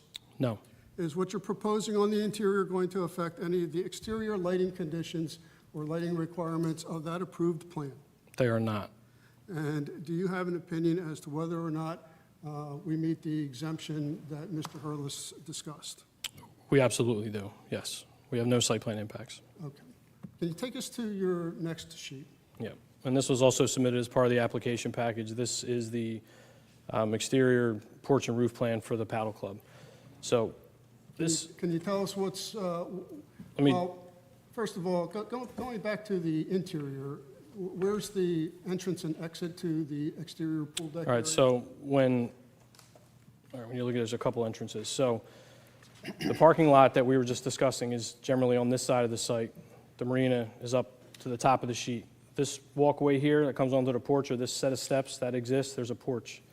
That goes up into the building. There's also a foyer that comes out onto the pool area deck that's over here. There's also exterior connection on the deck to get outside. So you have two sets of steps from the parking lot side here and up here. So the area That's not changing. The area that's labeled porch next to the area that's labeled the member middle here. seating, that's Yes. the area that we're going to talk about next? Yes, and that exists as a porch. It's paved, and it has the porch itself. The docks are behind it, Paved with what? concrete. All right. So with regard to that concrete porch, can you explain to the board what's being proposed? So now the proposal is to add a roof over that porch area for weather protection. So the footprint stays exactly as it was, we're just putting a roof over top of it. And does the addition of that roof affect parking? No, Does it affect vehicle circulation on site? no, Does it affect building arrangements? it does not, just appearance. Does it affect landscaping? No, Does it affect lighting? no. Does it affect buffering? To be clear, site lighting, it does not. With Wait, say the, that again? It doesn't affect site lighting. Is it being lit? It has, the requirement under building code is the doors have to be lit, and yes, it'll be lit. So there's new lighting being proposed? Building lighting, On the inside of the building, the outside of the building? underneath the roof, because it has to have light over the door. That's, Need once lighting on the again, step. There's already light there, yeah, we're just now, instead of it being mounted just on the building, there's I'll just, that's accent lights underneath. but that's something that is normally considered and reviewed during site plan. If it has an impact to the site and neighboring properties potentially, but it doesn't, it stays, To make sure there's safe egress into the building. that's a building code issue. And the lighting is there for that reason. That's, I know what you're saying, but that's the reality. Sorry, I'm sorry, you were going. I'm sorry, will adding the porch render the structure non-conforming in any way? No. So have you reached an opinion as to whether or not we meet the exemption for site plan approval relative to the porch roof? Yes, we do not trigger site plan with the porch. It's an aesthetic improvement for weather protection on the outside of the building over a covered, or I'm sorry, a paved porch area that exists currently. Are there tables and chairs on that porch now? Now, there's going to be, in the existing condition, it's just it's an open porch area with no roof and no tables. In the proposed condition, will have a roof, and there's a small area of counter bar space for people to sit down drinks on the little ledge. It's, But there's no seating? No, no seating, no.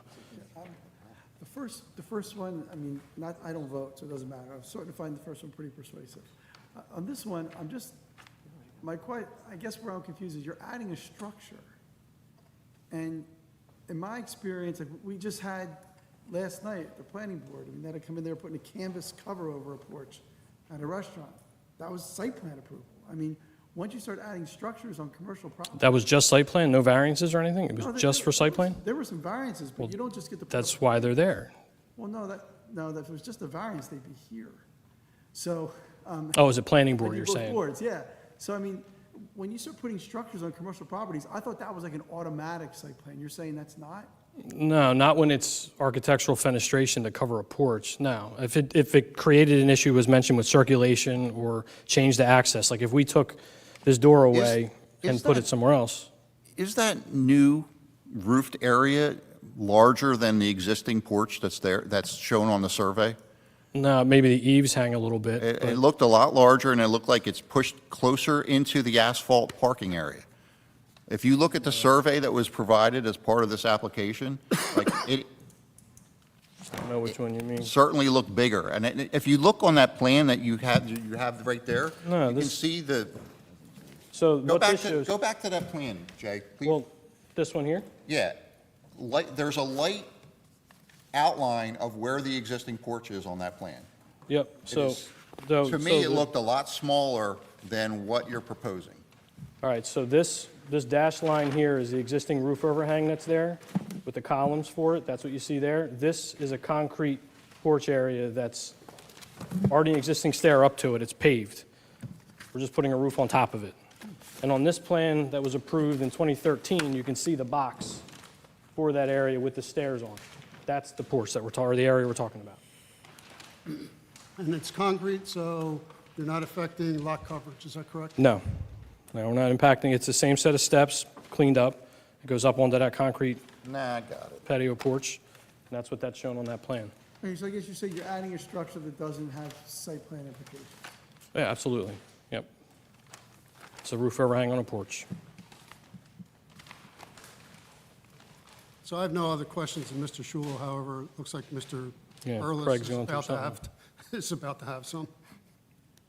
Craig, can I come up there with you and see what you're looking at?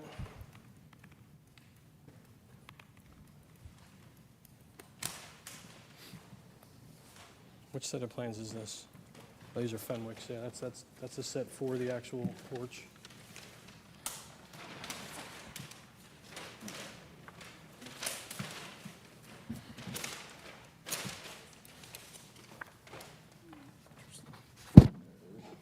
See the steps right there? Right.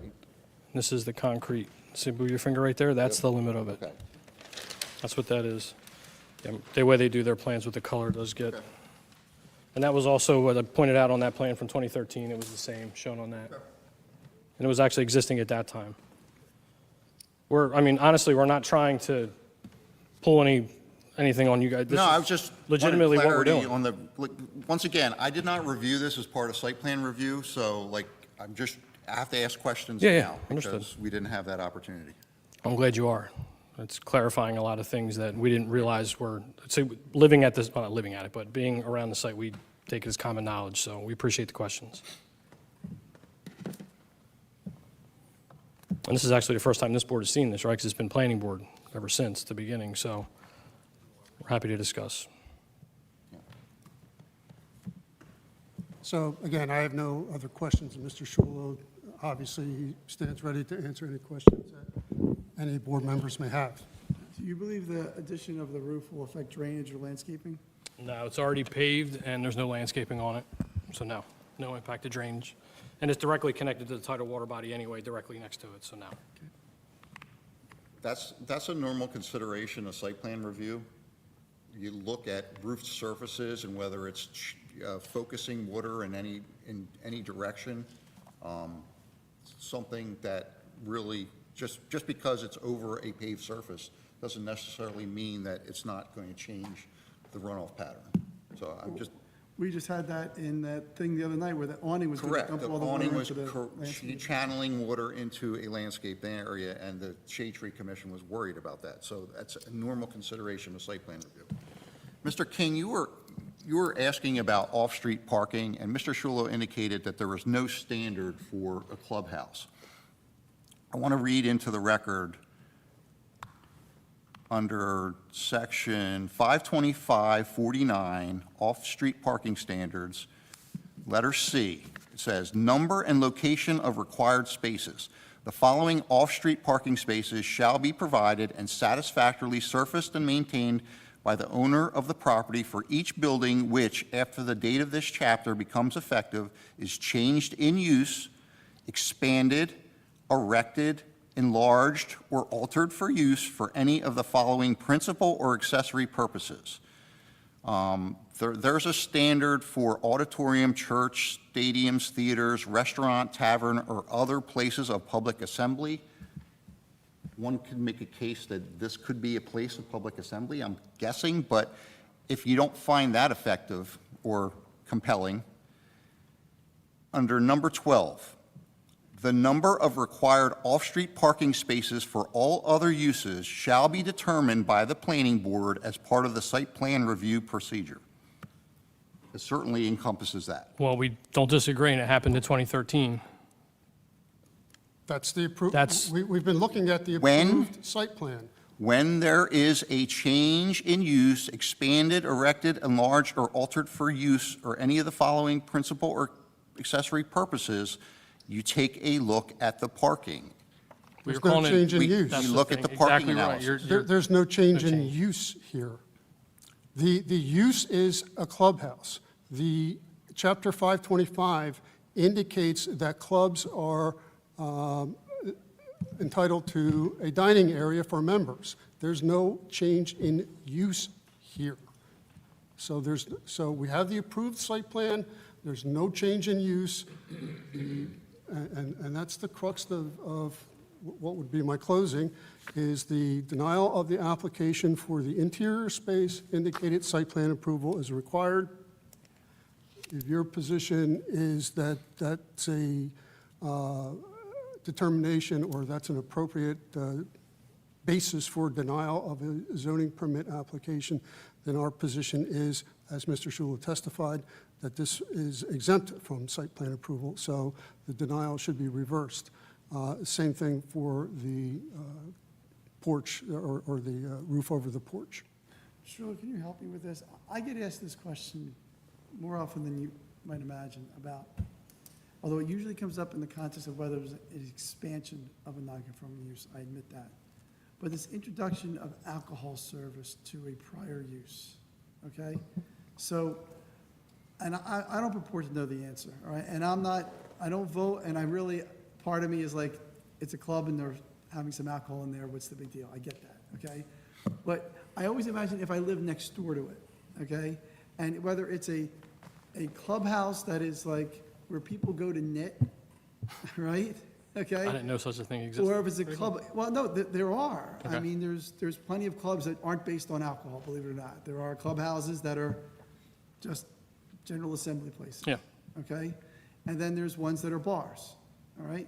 So, around the corner from me is the VFW one down on, I live on Windsor, so it's down that way. That's a bar. That's what it is. It's a bar. It's not a clubhouse, it's a bar. So, is it a change in use to go from a clubhouse that doesn't have a liquor license to a clubhouse that Well- does. And if I lived next door to it, I'd feel like they were doing something Well, really make sure different. we understand, you heard previous testimony that it got licensed in a different form, but it's had liquor service. It's just the way that it was done is you had to bring your own, you put it in a locker, then their bartenders serve it to you. There was always alcohol there. It's just now they can sell directly True of a rather than residence, members. but a coming in. residence turning into a bar would be different. I mean, you can. Well, no, that's how it was, but it was approved that way as I a get club that. for that It's- purpose. It's not a different use, it's just where they're buying it from the paddle club rather than bringing their own and having them. So you So believe so that's- now you have liquor deliveries It's- where where the club members were bringing their own, and now you have liquor deliveries from trucks. So Can I- Can you address there's that, loading Mr. Dickinson? considerations, site plan review. I feel like there's a lot of confusion. We have a license since 2014. This happens as close as that door. There's a pool with a bar and a grill. This room is right by the bar already. That's existing and operating today. We take orders to the property for liquor and food already. So you're already getting deliveries. Correct. And this happens at, we call it the waterfall pool, which is the pool that's within walking distance to this inside area. Part of this is to provide a space for our members when it rains, so that instead of them sitting outside, they can go inside. Or if you're old like me and it's blazing hot and you'd rather be inside. Correct. So we're already selling alcohol to our members on site, which is at the outside bar and grill at the waterfall. It's helpful to us. Yeah. A bar. Can this room be used for events for if someone This wants to have a room wedding? is, this room is party. for members only, the Somewhere I saw existing members and members. guests. For members and guests, which currently we allow members and guests on site. Any Correct. guests? But it is not an event space where I can contact the paddle club and book my daughter's That's what I'm wedding getting at, yeah. reception. Correct. Is that You correct? cannot do that. It's a member space for the existing members. We do not plan to expand membership. It is for the members that are currently already part of the club. But you can expand members if you wanted to. There's nothing stopping you from doing that. Well, the bylaws indicate that the membership is determined by the trustees. And it can It's be not just changed. Residency, it can be anybody. Well, you have to, there's an application process, is that correct, Correct. Mr. Dickinson? So there's an application, and the facilities themselves restrict the membership roster, is that fair to say? Correct. We've had a waiting list since 2013. Do you have to have a boat and use the marina facilities to be a member? No, but majority of the members are already on site, meaning they're either homeowners or slip holders.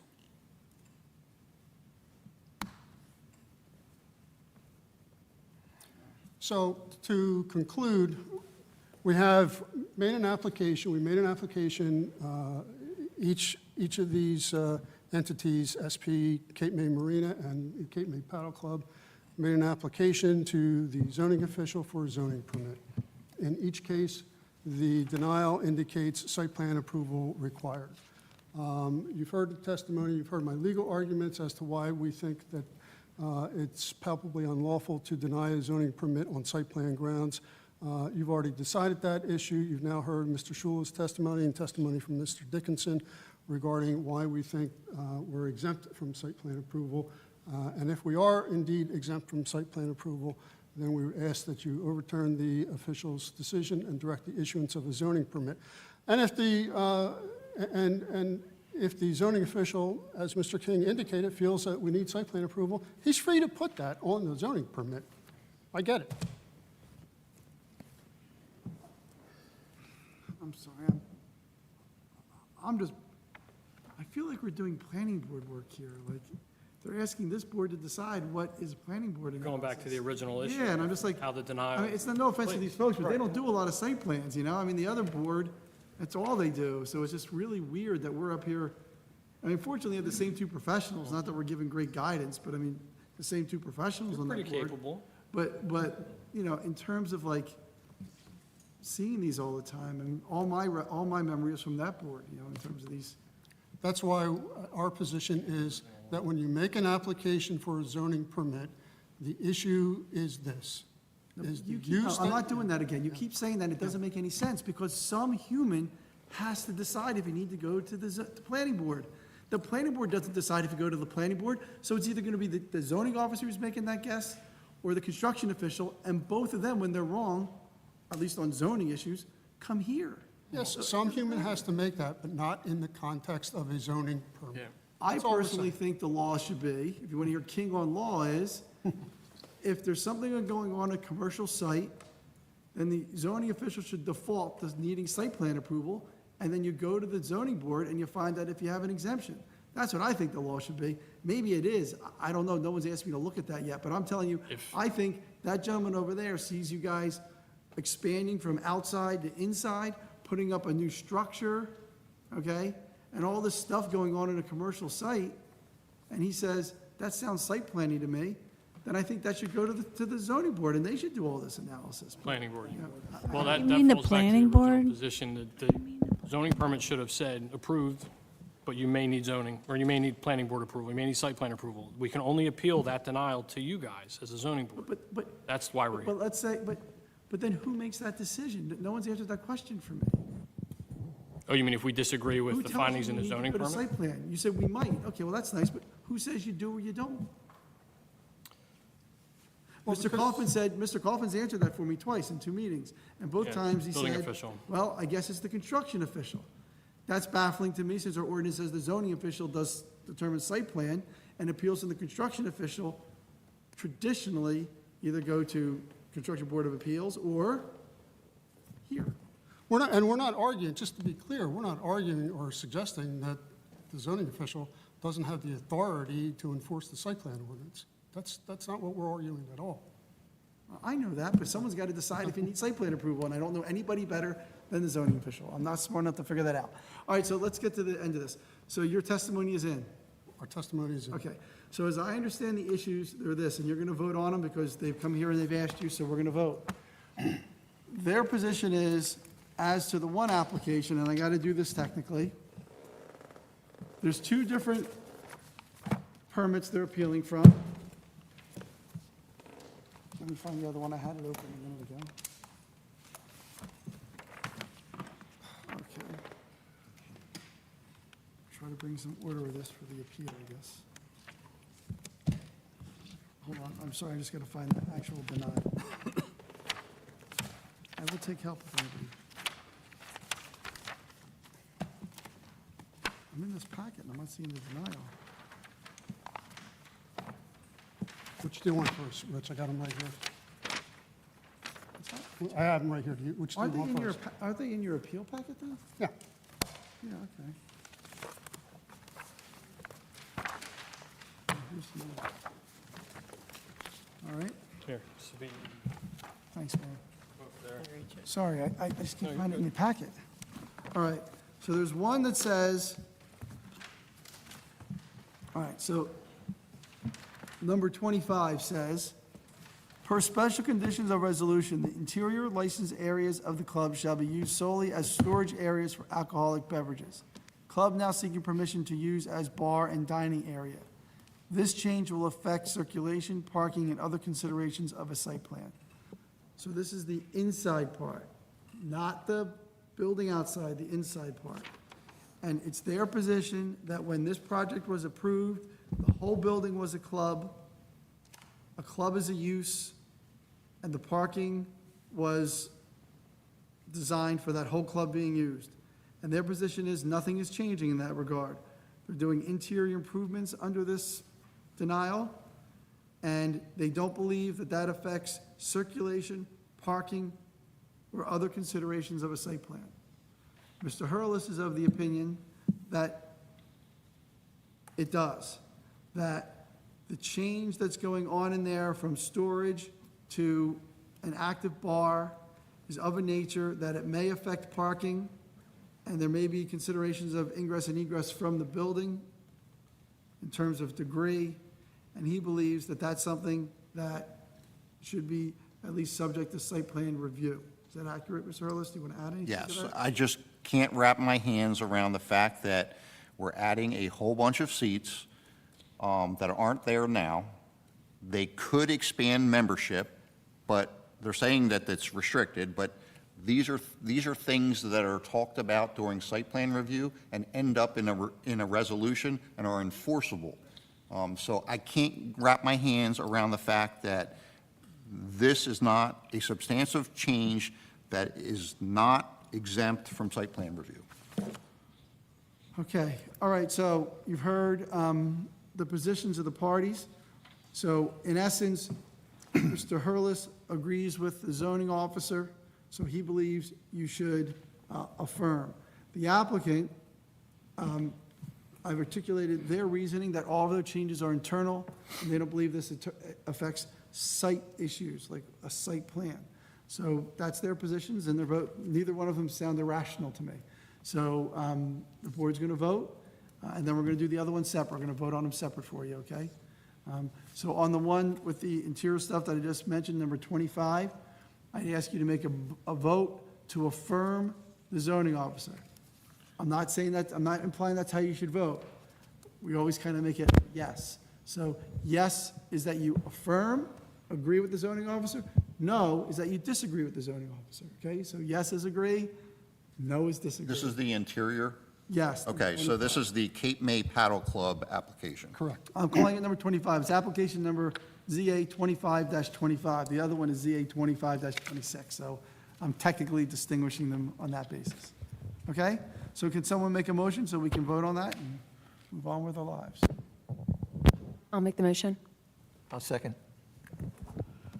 Ms. Stevenson motions, Mr. Walsh seconds. Mr. Ledwin? Yes. Mr. Walsh? Yes. Mr. Zexer? Yes. Mr. Yeager? No. Ms. Stevenson? Yes. Mr. Venuto? Yes. Mrs. Werner? Yes. Okay, so as I understand it, that means that you agree with the zoning officer. Your choices are to appeal that to the Superior Court or to go get site plan approval. They're your two choices, as I see it. Waiver, yeah. I guess, maybe there's something else, but, okay. It doesn't mean that you necessarily don't get approved for the site plan. Is there an exemption application for site plan? I don't know, it doesn't come to me. I don't know. Well, to the planning board, obviously. But- All right, we'll figure it out, but go ahead. Okay. The next one is for the roof structure. It's number 20, application number 26 for the roof structure, and that is, your zoning officer concluded that site plan approval is required. Construction of a roof above existing landing with half walls and counters located at entrance to new proposed club bar and dining area. He's of the view that that structure and the additional seating and counters at the entrance area are of a nature that would require site plan review. The applicant has argued, and you should consider all their arguments, not just what I said, but they've argued that the placing a roof over an area that's already cemented does not implicate site plan analysis, that the lights are on the interior of the structure, and that therefore this is not a site plan, does not trigger site plan, a site plan analysis. Your engineer feels differently. He believes that the review of how this impacts drainage and lighting and landscaping are things that need to be part of his review as part of a site plan, so therefore he believes site plan review is appropriate. Is that a fair summary? One clarification. Yes, good. There are no seats on the porch. You said seating and or whatever. It's just the. On the porch? It's Okay. a ledge. What he says is, Your picture shows seats out there. Which one? I thought I did see some stuff there, It honestly. shows seats. Yeah. Oh, this corner here? Yeah. The ledge isn't there. Well, The bar stools. On both sides. And what else is there? stand corrected. I apologize. Yeah, Wasn't my on the impression was that there architectural was plan. seating in that area for something. There's countertops. Yes. But there's seats. There's Okay, seats. it's exactly what our zoning officer said, okay? He said, let's listen to what he said. Construction of a roof above existing landing with half walls and counters. He didn't say seats, he said half walls and counters, located at entrance to new proposed club bar and dining area. So he's of the view, As I just said, I don't repeat it.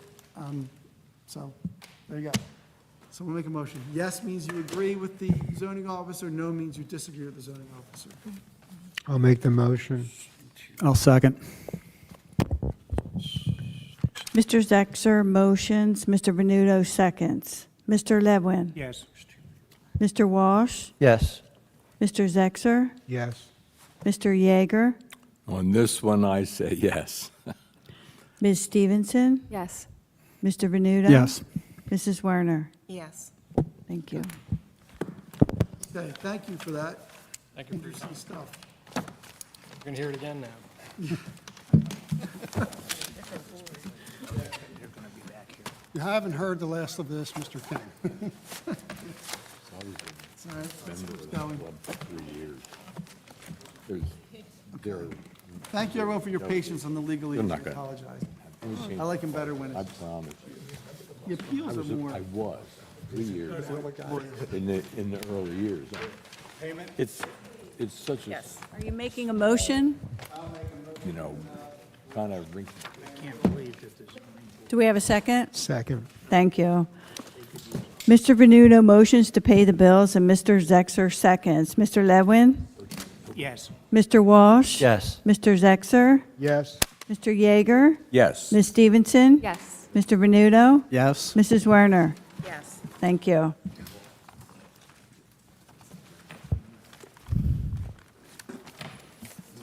Do we have a motion to adjourn? I'll make it. I'll make it. Second. All in favor? Yes. Thank you, everyone. Yes. Good night.